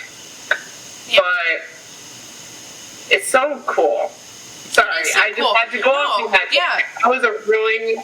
I love Old Forester. Yeah. Well, I mean, it is really cool. And like I'd mentioned, they've been supporting KPA since 1983. Since 1983, when they first got started, and they've never wavered in that. And they've been the primary leading sponsor to so much of what they do. It's really incredible to see a spirits company, a foundation, give back in that particular way. Yeah. Another thing that Brown-Forman does, they have community engagement committees, and these are actually all over the world. Because Brown-Forman has ballooned into this massive industry with all of these different spirits, wherever their little locations are in the world, they have little pods set up in those areas to assess what those local communities are in need of, and are able to sponsor, volunteer, donate, whole bunch of great stuff. So they're kind of all over the world, which is really incredible. Another thing they have, and this actually goes earlier than the Brown-Forman Foundation itself, is a thing called Dendra Fund. Is created in 2012 by the Brown-Forman Corporation Foundation. At this time, it would have been the corporation alone, just the spirits world, and the Brown-Forman family. And this Dendra Fund is aiming for the sustainability in wood, water, and grain, and addressing concerns related to those ecosystems. These three things, wood, water, grain, we know them to be fundamental in the production of whiskey, so it's very close to the Brown family's hearts for sure, but really doing a lot environmentally to try to take care of the planet and to keep the spirit industry alive in all of its many varieties, which is really cool. The Brown-Forman Corporation, which is separate from the foundation. The foundation is their nonprofit organization that does all of these partnerships, donations, and whatnot. The corporation is the spirits company. The entity. The entity. So the corporation in 2024 thus far, they've donated about $6.4 million to the foundation. And they've had 18,500 volunteer hours by Brown-Forman employees. So, and that's in a whole variety of things. Who really knows what the breakdown is of how that goes? But Brown-Forman gives back. They give back. But that's something we've really seen with all of these distillers thus far in the Spotlight series, that there are things that each of them hold near and dear to their hearts, and they find ways to give back, whether it's something that's inspired them from the very beginnings of their distillery, or something that's immediately pressing that they want to put focus towards. This whole community is very tight-knit, and what a great way to see how they spend their profits. I suppose I do have one question, though. performing arts is, I mean, everyone knows immediately what performing arts is. Why did Foreman go for that? Honestly. My guess is the family is very well entrenched in Louisville culture. Yeah. In the city of Louisville. And because they're so entrenched, they probably wanted to go to the arts, go to the operas, go to the musical venues, whatever it might be. Yeah. And it was probably a natural for the family to be involved with that. Because they've been established in that area for 150 plus years. And I mentioned earlier in this podcast, I mean, bluegrass is a type of genre. Yes. I mean, it could be related to that for sure. I don't know, but I'd be interested in looking into that because it's such a, I don't want to call it an obscure thing for your charities to go into, but it's certainly one that I'm interested in as a performing artist. I mean, I work in a music store, and of course I want to promote like music. I think that Brown-Forman as an entity has always had an interest in the entertainment industry, though. I mean, we talked about it a little bit earlier with the Statesman being developed for a film, but you think about Woodford Reserve, it's the trademark bourbon for the Kentucky Derby. So Oh yeah, that's right. Yeah, so Brown-Forman has kind of always had this investment in being involved in not just people's lives in a health quality, if they want to talk about it as being a medicine, as their origins had, but being a part of the life. And I think that may be a little bit where it comes in here, that their community is their community, and however they can improve the community is how they're going to do it. The 20s saw a huge influx of jazz. Well, the 20s and 30s. I mean, it was just jazz all over the place. Stravinsky would go over to, Stravinsky's a composer, for those of you who don't know, but he'd go to South America for jazz. He'd go to New York for jazz. Duke Ellington started a decade later. He's one of the biggest jazz names ever. So, yeah. Good on them. Yeah, really, really cool. Good on them. So, Hannah, tasting. I just finished my sample of this. She just finished your sample. You know, out of the 4 that we've had so far, I've got samples that are poured in 4 different glass types. And this is the only sample thus far that I've actually finished before giving my tasting note thoughts on. And I gotta say, I really love this. And it's not just because we're doing a spotlight on Old Forester, or even because I like rye, or even because I like Old Forester. I genuinely really like this. As far as ryes go, this has a lot of unique tones to it. I think the honey stuck around. There was a depth of flavor here that I don't normally get in a rye. Most ryes that you taste have a burst of freshness to them, and if you get a lot of fruit, then it's likely of a citrus variety. This was much more subdued. It felt like it was refined, and it just felt a different kind of cultured. I really liked this. It didn't burn at all for 100 proof. I kind of thought that it was going to bite me a little bit more than it ultimately did. The oak was there the entire time. I felt like it was very complex for what the price point is. I really like this. I really like this.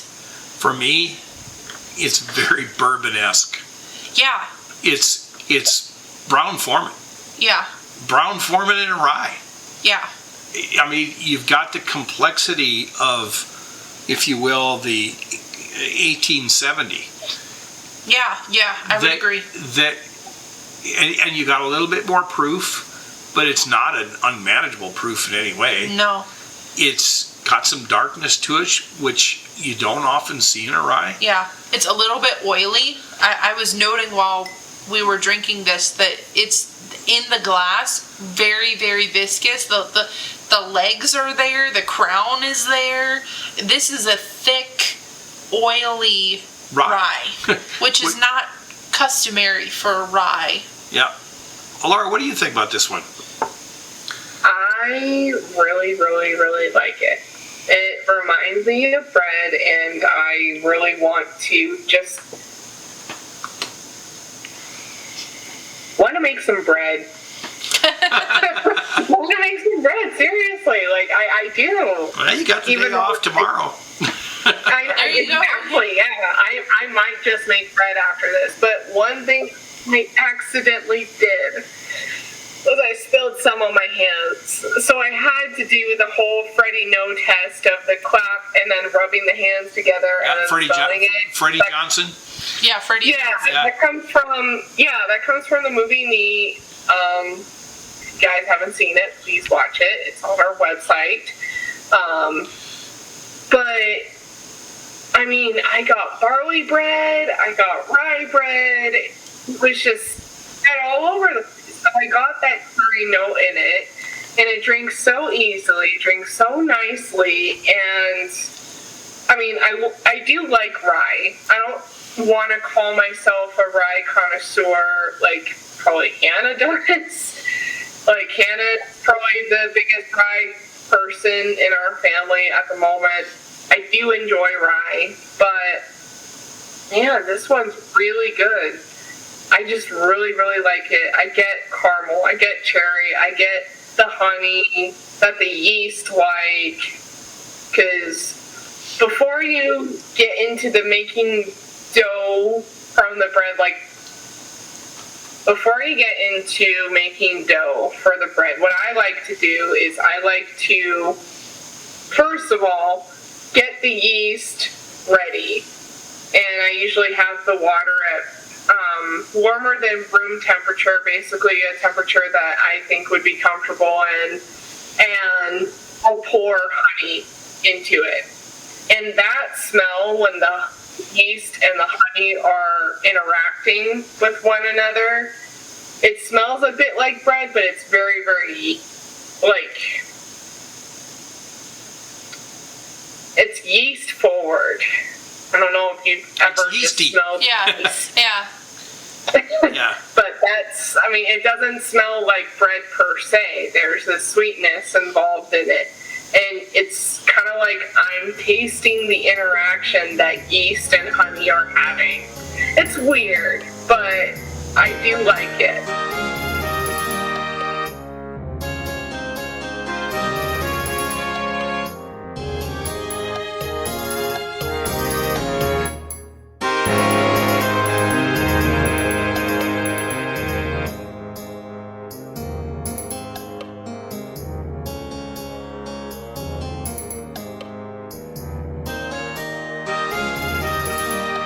Hannah, that was fantastic. I learned a lot about Old Forester I didn't know. But it's time for This Fortnight in Whiskey. I got a couple of quick stories and then some whiskeys we need to chase down. And my first story tonight is, are distilleries the next great cocktail bars? Earlier this year, Amalga Distillery in Juneau, Alaska, and Bar Hill Distillery in Montpelier, Vermont. Talk about opposite sides of the country. Were named as semi-finalists in the 2024 James Beard Outstanding Bar Award. Wow. Bar Hill Distillery moved on to become one of the country's 5 finalists. Now, this award isn't just for bars and distilleries. This was a award for the best bar in the country. Now, Think about that for a moment. How many bars are there? I don't know, thousands? And then add the ones that are in distilleries, maybe hundreds of thousands? I don't know. This is an amazing award. So at Bar Hill Distillery, visitors can not only sample the whiskeys and such that they're making, but they can also do vodkas and gins straight. Or they can try those same liquors in the cocktails that are being made alongside a full food menu. General Manager Patrick Amis says, our mission is to connect cocktail culture with the agriculture around it. Now, the girls and I have a little bit of experience with this in Wisconsin, and we've mentioned it on the show a couple of times. 45th Parallel Distillery also has a bar. I was just thinking that. And they have a full menu. They're not only just tasting their whiskeys that they're making and their vodkas and their gins and other things that they're making, they're putting them up on the bar. It's an amazing concept. These nominations propose a two-part question. First, should we all be booking trips to Wisconsin or Alaska or Vermont to go to the bars? Or second, Yes. when, yeah. Yes. When there is no hesitation, just yes. Okay. And second, when did distilleries start taking cocktails and the bar experience as seriously as their spirits? Well, I know that we've been seeing a lot of ready-to-drink RTDs coming out from not just, your little company that's designed for RTDs. I've seen Jack Daniels get in on it. I've seen Knob Creek get in on it. Even today when I was doing some research for Old Forester actually has a whiskey mint julep cocktail that they bottle and sell at 60 proof. Distilleries know. Wow. Yeah. That's a pretty high cocktail proof. That's high. It's ready to go. Yep. But so we did a review on one. We did a review on the Symphony. The Symphony. I don't remember what it was. But the Symphony, yeah. It was interesting to me. Is there only one that they had on there, and it's in the same kind of bottling it looked like as the Old Forester 86 and the Rye and the Signature, but whiskey mint julep. Ta-da! Yeah. Here you go. And everybody knew that, the Woodford Reserve, while it's the front liner for the Kentucky Derby, it's only the front liner because of the whiskey mint julep itself. Absolutely. So distilleries have a very high interest in how their product is being used in cocktails, and it doesn't surprise me much that distilleries are kind of coming in and going, step aside, we'll show you what we want to have happen with our product. Yeah. So traditionally, I'm intrigued by it, and the reason why I'm intrigued by it is because I'm not a huge fan of cocktails that have whiskey in them. The reason why is because I think whiskey already has such a huge, strong flavor profile on its own. We drink it neat, and we're able to distinguish 20 flavors. When I have a liquor that has 20 flavors on its own, do I really need to combine it with something? It's a personal debate for me, is why I'm not a huge fan of old fashions or whiskey sours. I've had them before, but I'm not a huge fan of them versus a martini or a tequila or a margarita. I've had a whiskey mint julep and I've had an old fashioned, and I actually like them both. They're very unique. I prefer my spirit neat, but when in Rome, Yep. So traditionally, distilleries are making the spirits and bars are pouring the cocktails. Today, those lines have become blurred. More spirits makers are adding tours with flights of top-notch drinks. The distilleries are opening craft-focused bars with thoughtful menus. And they're hiring the necessary talent to keep them running. It has become the holy trinity a distillery, a bar, and a restaurant. I mean, it comes from a desire to offer a holistic experience, not only to taste the whiskey, but to immerse in the culture and the craftsmanship. I'd love to do that. The next time we go to Wisconsin, I want to actually sit at have the bar? a meal at 45th Parallel. We can work. We'll just skip right. Because I've seen sometimes when they bring out pizzas to people, and every time I'm like, I see you. Yeah. I see you, pizza. I just want a plate of French fry. Well, nearest.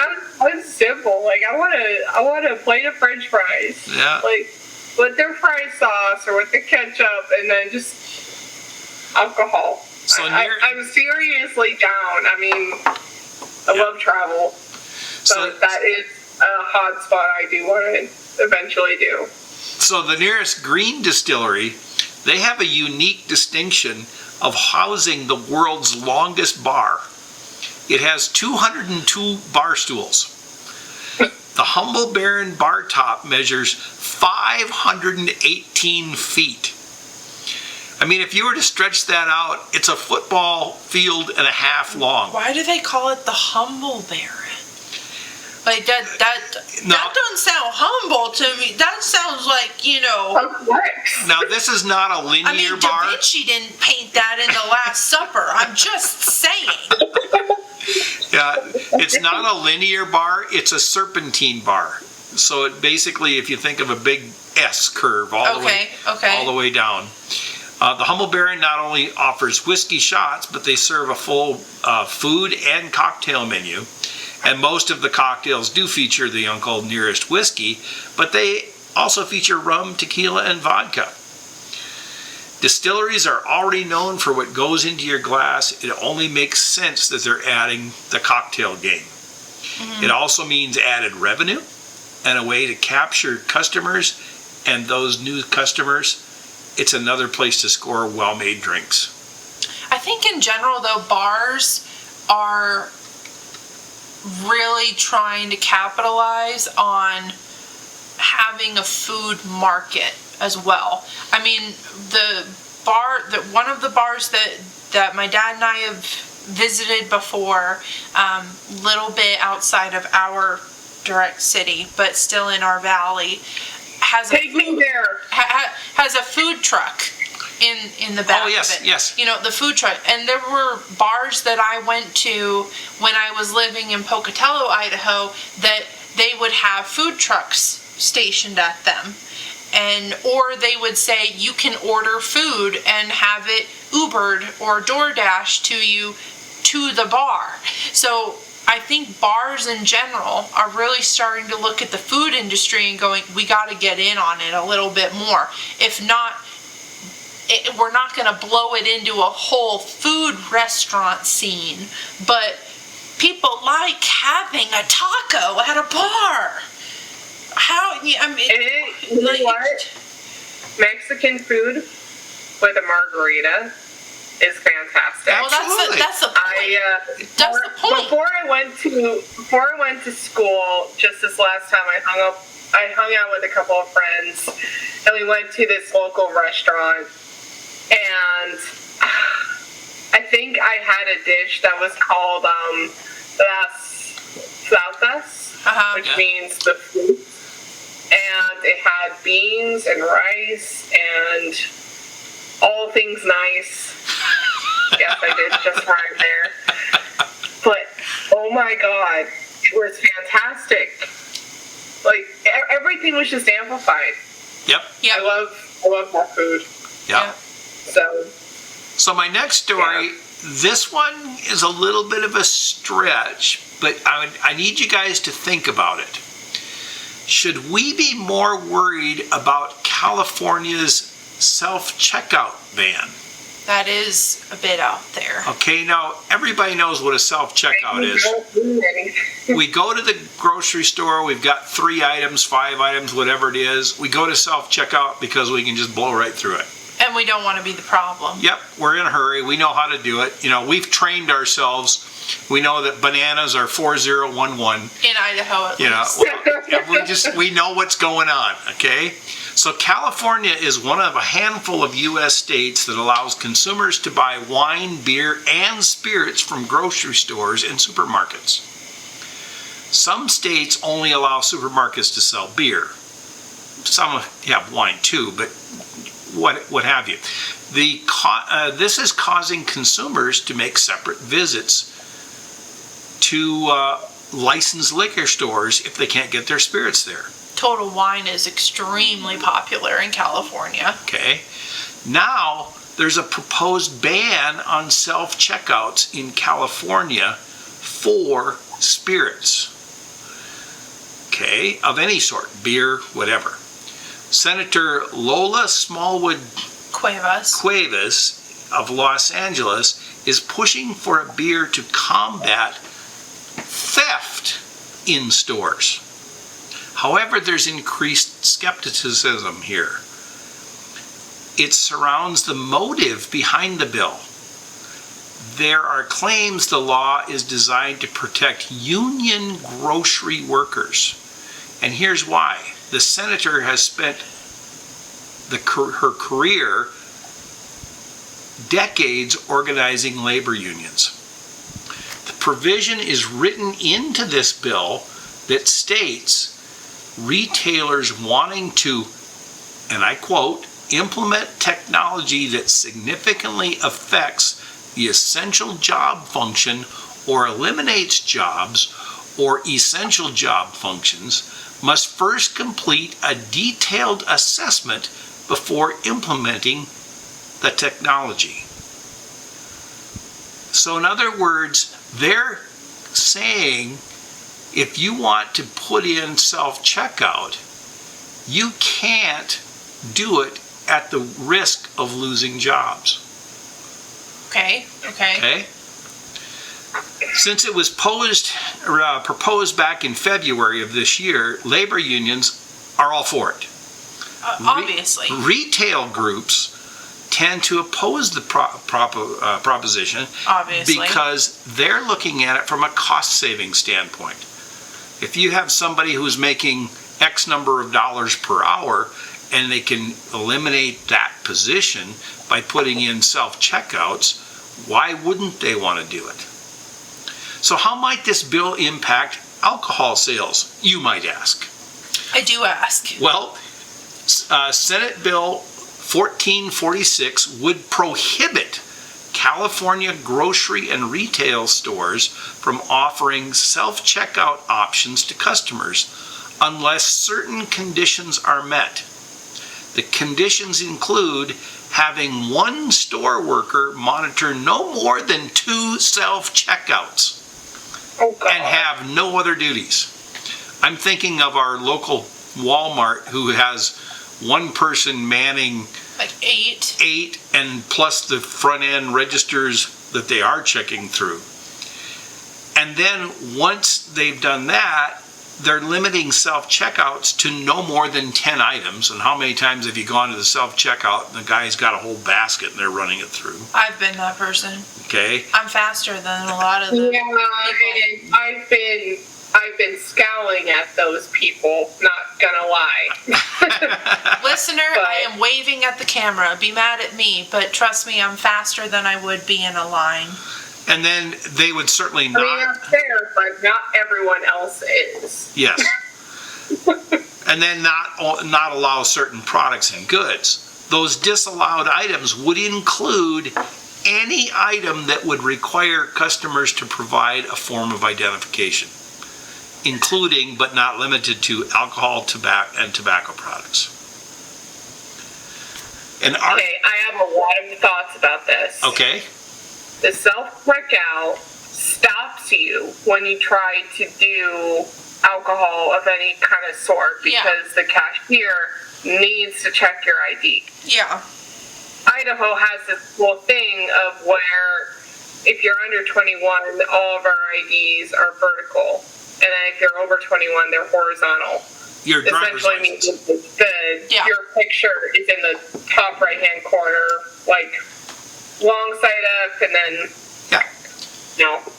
long side down. But the thing is, what exactly is California's problem?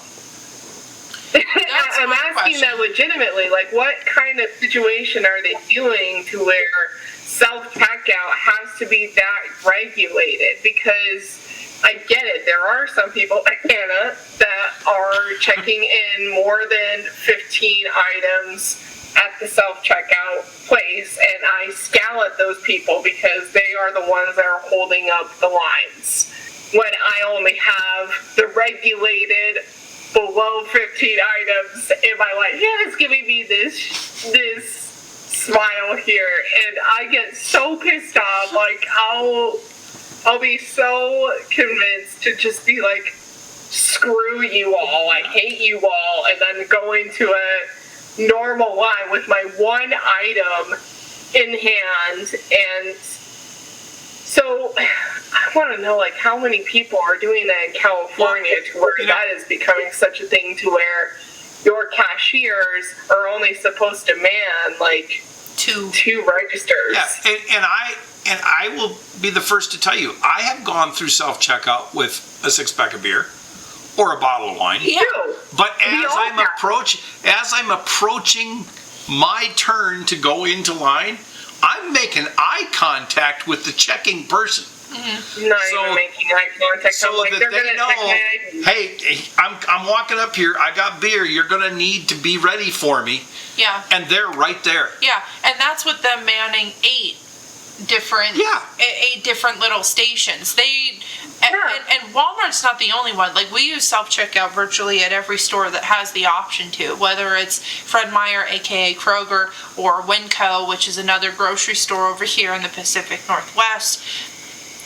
It's when we have a self-checkout option, we like using it. It's quick, it's easy, and frankly, everybody at all of the stores who man the self-checkout area, I've never met someone who's not proficient and not quick. In most cases, they're the most qualified cashiers at the store. They're ready to go at a moment's notice, and they've got 8 different people that they're monitoring at all times for theft, for alcohol coming through, for cigarettes coming through, for you got a weird thing in your bagging area. I was at Walmart the other day, and someone was like, you didn't scan that item. And it was an honest mistake. I genuinely forgot to scan the item, and I put it in the bagging area prematurely. But he was like, that one. Yeah. Yeah, and I didn't even think, I was like, oh, shoot, sorry, my bad, scan, move on. But they are so quick on the draw. Yeah. I don't get what California's problem is. I could say that same about Well, it's a lot interesting you say that, because an argument could be made that premium alcohol products already carry that extra layer of protection. Well, Laura, you mentioned it. Hannah, you mentioned it. You have to have an ID. You're not stealing liquor. Already stops you. You cannot scan another future item until a cashier comes up to you. Exactly. So what is the problem? You don't want to work? Exactly. I'm going to flat out ask that question, because that sounds like... So this senator is stating that they're doing it because of theft, and the reality is it's not theft at all. Self-checkouts are largely used by people in a rush, or they want to get in, they get out. I've worked in a store. Theft has run rampant. Okay. And I've seen it where person's wearing heavy clothing, high schoolers and any job entry people, this is what you have to watch out for. People who are wearing a backpack, wearing heavy clothing that can conceal items. Like, I've seen it all to where those people walk in and they walk in with something else that hasn't been scanned and hasn't been legally purchased. I've also seen the instances where people have flat out run into the store and grab like $200+ items and then run back out. And the store that you'd worked in didn't even have a self-checkout option. No. So everything was in person.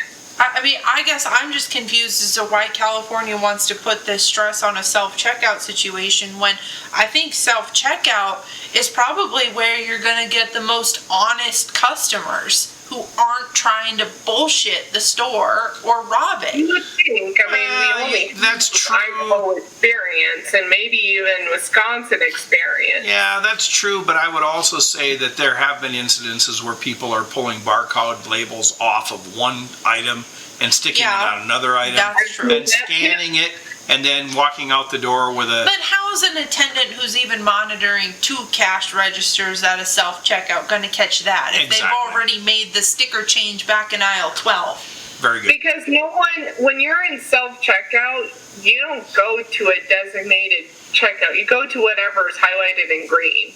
Yep. If that happens to be your register, like what happens if there's only... In California, I don't know if this happens to you, but what happens if you've got 15 open, like, scanner self-checkout things, and only 2 people are using self-checkout lane number 1 and self-checkout lane number 15, and you're only responsible for self-checkout lane number 1. Like, Exactly. what are you doing? Yeah. Like, you're supposed to be monitoring the whole entire thing. If you have such a problem with it, okay, then hire like 2 or 3 other people to be the self-checkout people. But honestly, I'm looking at it from a cashier perspective, and trust me, this is the only job experience I've really had that's not been music related. The other 2 cashiers who are looking at like the whole self-checkout lane number 1 and self-checkout lane number 15, the people who are responsible for self-checkout lane number 15 are just going to be on their phones or just doing nothing else or just socializing and not paying attention to what's going on. Yeah. That's just an excuse to not do your job. I think you just hire more. I think you transfer, if you've got to have, if you want to keep the self-checkout, but you don't want to get rid of the workers, hire more security people to be in the aisles watching people change stickers, or have more people up in a tech room watching cameras. Actually, please do, because there are too many places where security has desperately been needed. And quite frankly, if you are a cashier or a front salesperson or just any kind of salesperson, you will get fired if you go after a thief. Yeah. You will legally get fired if you try to stop a thief from stealing something. Because it's dangerous. Yeah. Yes, it is dangerous. Yep. But if there's no security, then what the hell are you supposed to do? Yeah. So in addition, opponents of this ruling are arguing the slippery slope scenario. If California adopts the no alcohol at self-checkouts, certainly other states will follow, which in effect could knock down the sales of alcohol. Because if you have to stand in line and wait for something just to buy a 6-pack, are you going to stand in line to buy a 6-pack? Yeah, you are. I think that's absolutely that's why you came. That's why I came there. I can critique the senator here who's proposing this idea and think that she's absolutely ridiculous for 2 people per register.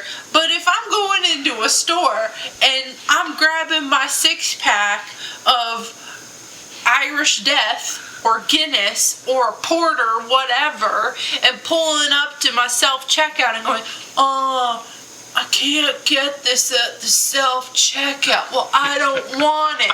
Nobody's doing that.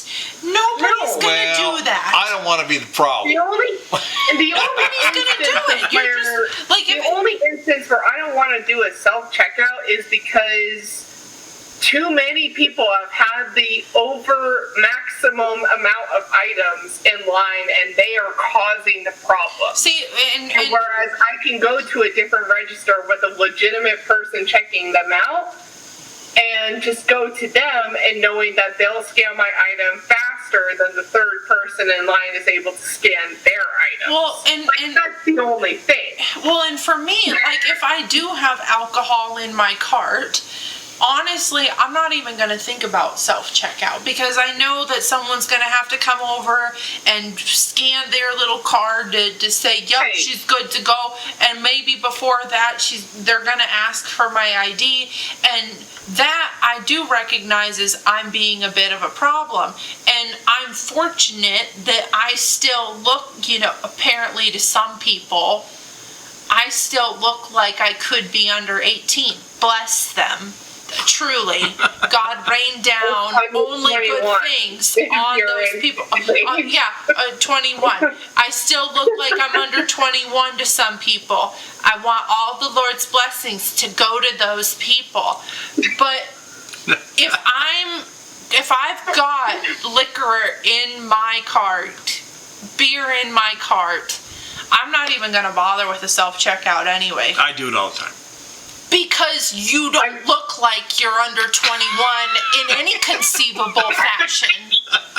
You just don't. I'm sorry. Everybody knows you've had children. The only times when we've had to do the whole liquor thing is like when we're making like a whole family grocery run. Like we've got at least 50 items in our cart. So it's like you'd never go through that one random asshole who goes into the self-checkout lane. We're going to go to a legitimate cashier because we don't want to be the problem. Yeah.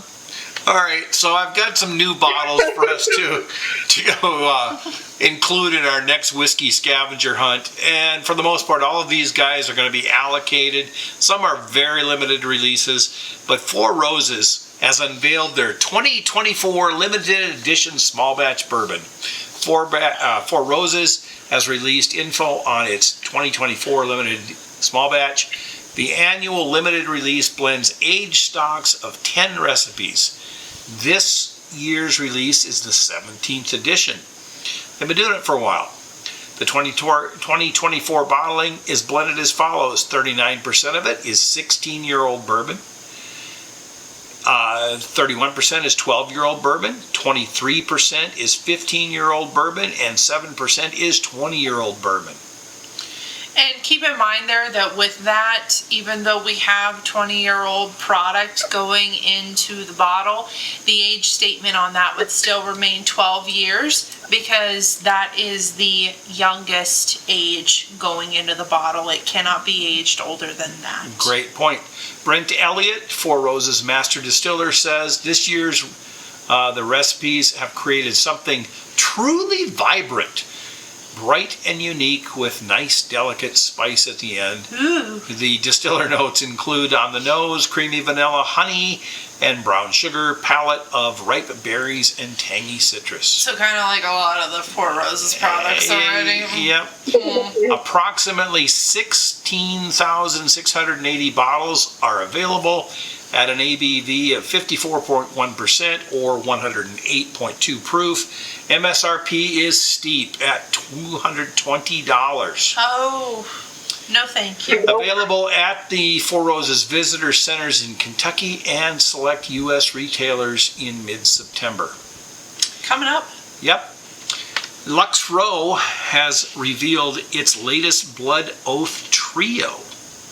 So last episode we talked with Greg and we sprung on him some Blood Oath, and Hannah said she'd be willing to spend a little extra money for the one that we had on him. Mm-hmm. Kentucky-based Lux Row Distillers has launched the 3rd edition of its Blood Oath Trilogy.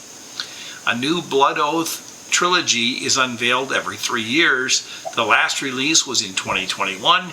The trilogy is a collection of previously released bourbons.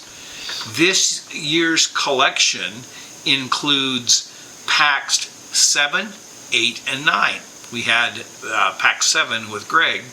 Pack 7 is from 2021. It's a blend of 14-year-old and 2 8-year-old rye bourbons, one of which was finished in the Sauternes cask. That was one of our favorites for sure. Distiller notes on the nose, caramel, oak, and honey. On the palate, apricots, honey, and peaches. Pack 8 is also included in this. It's from 2022. Which we had with Alora just a week ago. Yep. Brings together. Yeah. Oh, yeah. We did Yep. that. I still have the case that you guys didn't pick up. Oh, yep. Just toss it out. Toss it out. Pack date. Well, it's used as decor now. So. It brings together 14, 11, and 8-year-old rye bourbons. The last one is finished in Calvados casks. It's a Spanish apple wine. The distiller notes there are apple with hints of vanilla and cinnamon, palate, ripe apples, juicy pears, butterscotch, and subtle hints of chocolate. Which is what you had that, Laura. Why are you looking all shocked and interested? Yeah. That's what you were drinking a week ago. Pack 9. Yeah. Pack 9 from 2023, just last year, features 16-year-old, 12-year-old, and 7-year-old rye bourbon. And those are finished in Oloroso sherry casks. Pack 9, on the nose, spicy oak, palate, sweet sherry, and hints of ripe fruit. Each packed in the set is a 750 milliliter bottle. So you're getting 3 bottles. All of the ABVs are 49.3%. For the 98.6 human temperature blood. Yeah. And it's never to be repeated again. This trilogy has a limited supply of 1,400 sets at a hefty price tag of $800 US. Anna, you springing for one? God. She's thinking. You know, She's thinking. I think. Oh my God. See, the thing is I know I love Pact 7. I love Pact 8, and I've never seen Pact 9 in stores. We have. But $800? We have a Pact 9. Oh my God! Oh my God! Yeah. $800. That's $200 a bottle. You know, you'd have to catch me on the right day. Like that, I mean, when you'd have to catch me on the right day, but I could see myself on a day doing it. And probably I'd probably hand over my card and not be looking at it while it's scanned. And I'd definitely be that's on the internet, and it's like the Futurama redheaded guy. Can't remember his name, but he's like, "Shut up and take my money." Yeah. And I'd probably be definitely. Yeah. Well, no, there's no probably about it. I'd definitely be saying, "I don't want the receipt." So I don't need to know my sin. Our third whiskey, like a campfire dessert in a bourbon, Michter's brings back a favorite release. Kentucky whiskey producer Louisville-based Michter's has released its first toasted barrel bourbon back in 2014. Back in 2014, they're still going strong.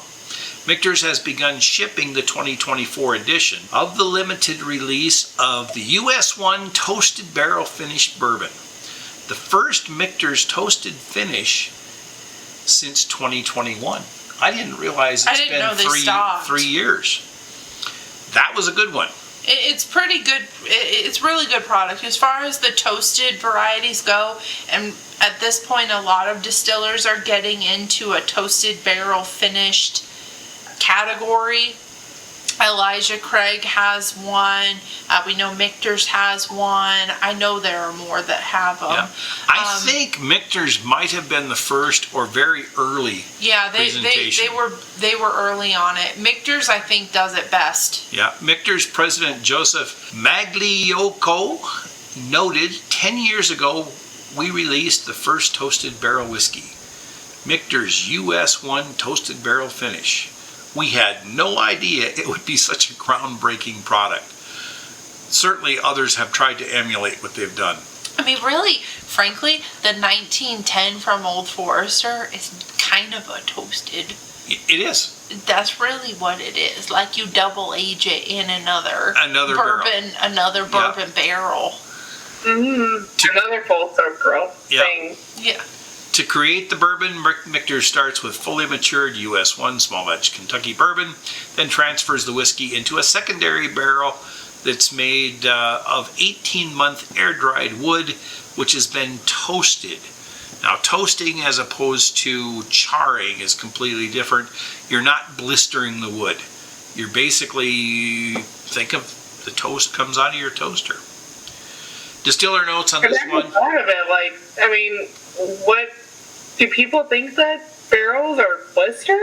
Well, they are. They become so charred they look like alligator skin. On a When I char think of floor. toasted, I think of toasted. Do some people think of it not toasted in the way I think of it toasted? I don't know. Maybe not.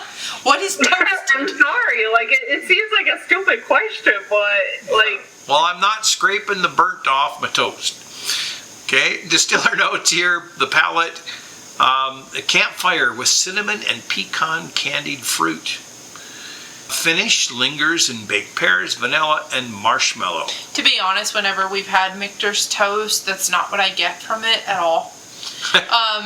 Toasted, and really this kind of goes for all of the secondary finishes in bourbon barrels, whether that is with the 1910 from Old Forester or Elijah Craig's toasted or Michter's, or the Woodford Reserve Double Oak does that as well. Chocolate.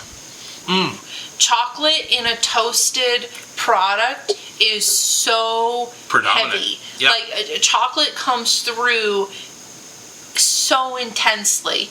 And it's not necessarily a dark chocolate, like it's not bitter, but it is an elevated milk chocolate. Like it's just deep, rich chocolate. Yep.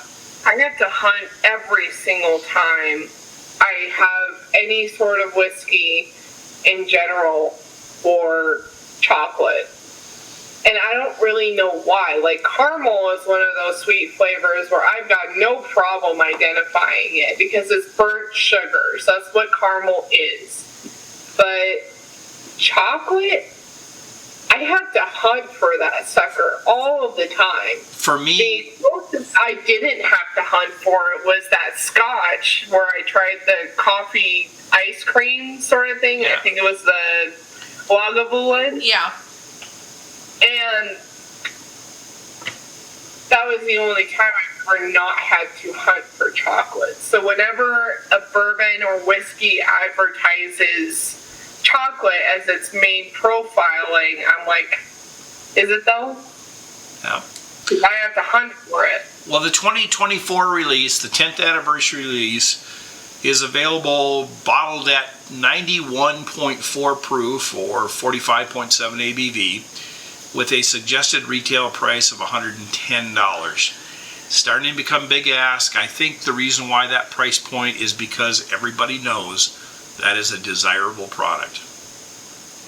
It's going to be available across the U.S. and export markets in limited quantities. And my last whiskey to search for, Westland adds a pair of cask finished whiskeys.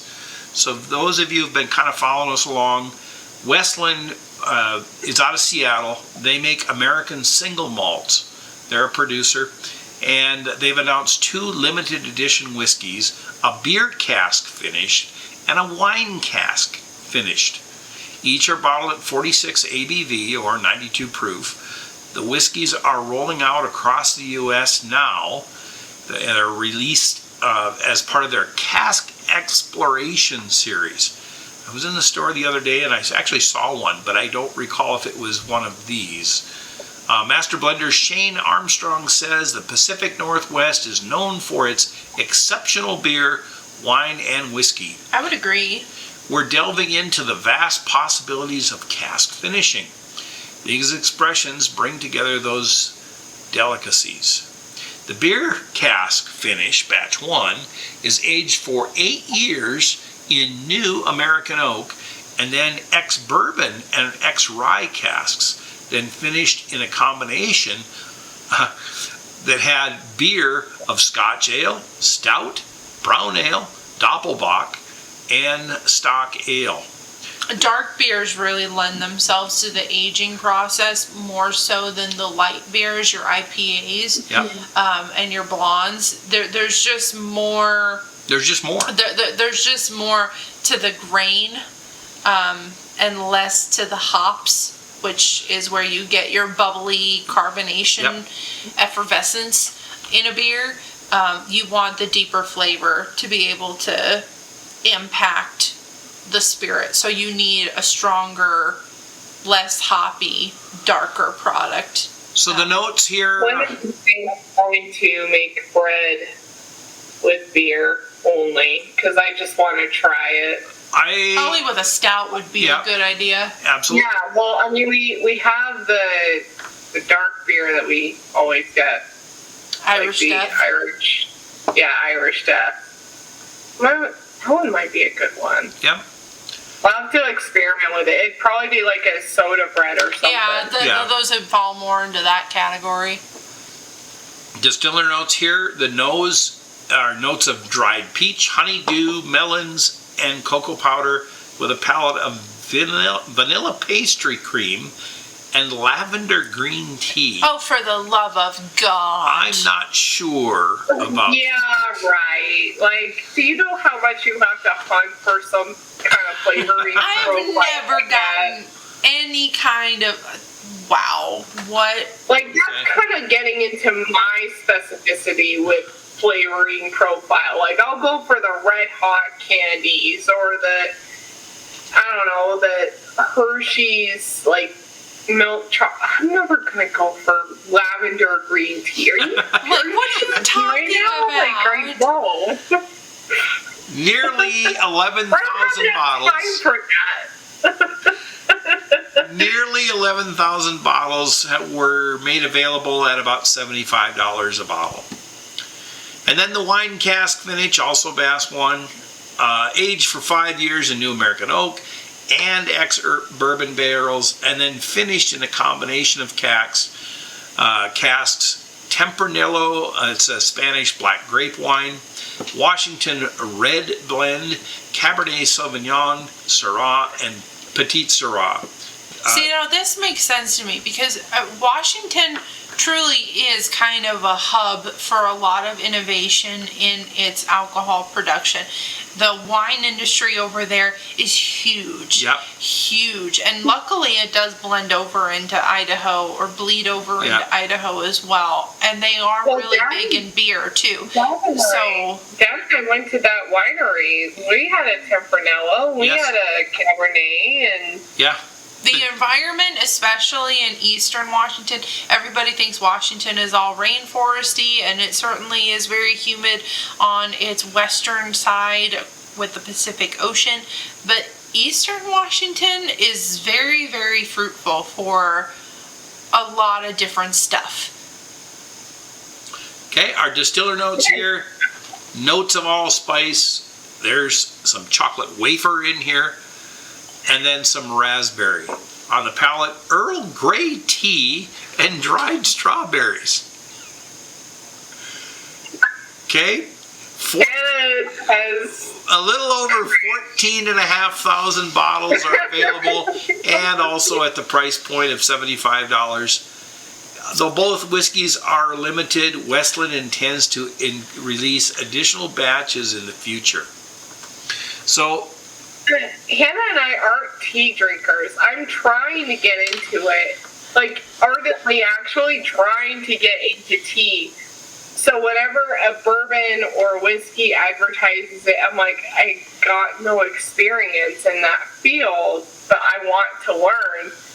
But when bourbon profile flavors, like, get put into our, like, situation, it's like, well, what do we immediately get? Because it's not tea. Like, we never said that it was tea. We just said it's orange citrus or prune or chocolate or just, maybe on one or two occasions I've said coffee, but even then it's such a not heard of thing. Yeah, keep in mind, Westland is not making bourbon.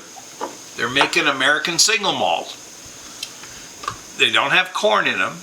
They don't have rye in them. They It's have just barley. Even then, So- which profile flavor are you going to go for? Are you going to go for Scotch, or are you going to go for tea? Like, Well, that's the whole. American single malt. I'm going for the Scotch flavoring. Well, that's the whole point of the American single malt. It's meant for innovation and experimentation. Yep. And really, Washington, I would consider to be kind of the bed of innovation, quirk, and experimentation. So I get it, but I don't know if I'm 100% on board with it as of yet.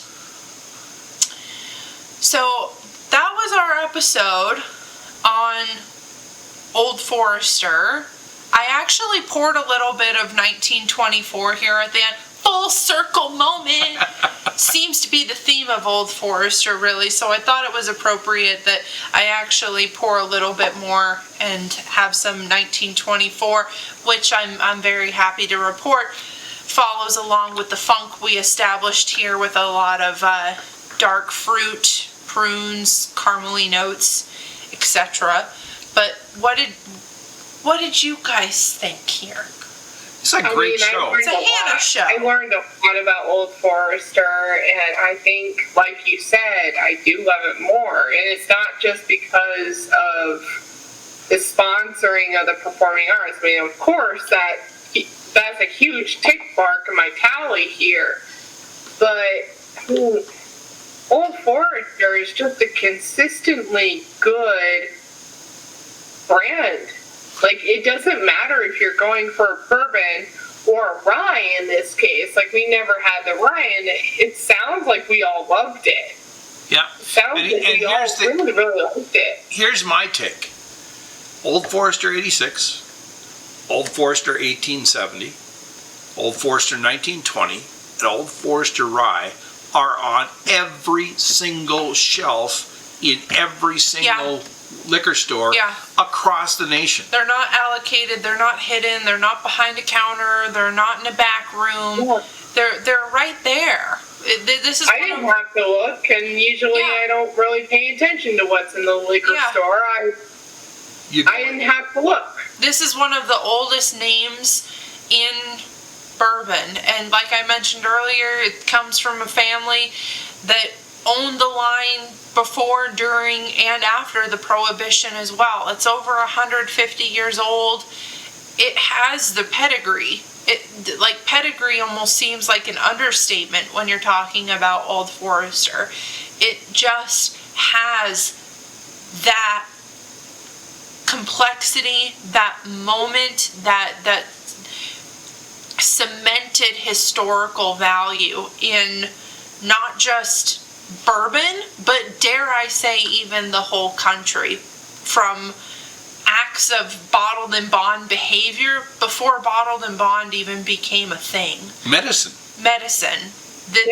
This is rooted in the Civil War. This is rooted in salesmanship. This is rooted in family. It's one of those lines that truly is timeless, even when it's not wanting to have a new product every other minute. That being said, though, bourbon and, quite frankly, whiskey brands, I mean, the brands that we know today go back at least a century. Mm-hmm. Like, yes. you don't come across an Evan Williams and a legacy not being there. Mm-hmm. Yes. I think that bourbon and whiskey in general, especially in America, America, as Dad has said in a bunch of history episodes, and Hannah, you've said this too in your spotlights, there is such a legacy with whiskey that is born in American history to where we wouldn't be where we are today because of whiskey. Yeah. I mean, Dad, you've said that George Washington inspired his people through whiskey. I mean, that's a great motivator. It's what gets me through college, probably. But, it's... You get your ration. Yeah. You Get get your- your ration yeah. of whiskey. Get your ration. What more could you ask for? Like, And then we get to Seriously. see it continue to evolve through things like the American single malt. But whiskey in America is just going to be the backbone of our history. That's not going to change. It just I think isn't. it's so cool that we are all going to be a part of American single malt being a big thing. Yeah. Because we are seeing it grow. Like, Yeah. even from its baby stage, it doesn't even have a distinguished section in liquor stores right now. Like, there is no American single malt section. It doesn't even, where do you even put it? We don't have that designated area in our liquor stores today. And we're going to see that happen in our lifetimes. Yeah. It's pretty cool. So it was a fun episode. Unfortunately, though, we do have to be thinking about the episodes coming up in our future. We are getting... It's not unfortunate. Unfortunately, like, what are you talking about? I had so much fun putting this together, though. It's kind of hard to like pass the baton back over. But we are getting I also say unfortunately because we're getting close to the end of the season. Yes. That part is 3 sad. episodes left in 3 this season. episodes left. So next episode, it's going to be a little bit of an expose. We're going to be talking about some topics and challenges that we whiskey aficionados face. It's going to be kind of a light-hearted episode. Yeah, less, historical, less numerical, less lots of things. We'll probably be sharing some tips and tricks about how we do a lot of what we do over here and just making light, Yep. having fun. And each one of us are going to choose our own whiskeys. We don't know yet what we're each going to choose. I'm going to try to avoid an Old Forester pick since we've done tonight's episode, but you never know. After that, we are going to be having Dad's episode with whiskey history. Gotta have a history episode. I love the history. I love this episode because there's history. There's history in it. Yep, I have to do it. And then, as always, our season finale is going to be our listener's pick. As we are getting close to the end of our season, do be watching out on our social medias for you guys to be able to have input on what we review during that episode. Yep. We're still having lots of fun, guys. Share your thoughts. Please share your thoughts. Yep, Subscribe. always. Read our articles. Read our reviews. Offer your contrasting reviews and your thoughts. We love to hear from you guys. Our skin's pretty thick. Yeah. Tell us what you think. I tell people all the time, I did a master's thesis. You can't hurt me. I'm now impenetrable by all criticism. I'm getting to that point. I'm in my final year of grad school. And so far I've not given a single F for a bunch of things. Yeah. But we look forward to talking to you all again very, very soon. And just as we end every episode, we will end it now with the ringing of the Glencairn. Cheers. Cheers, everybody.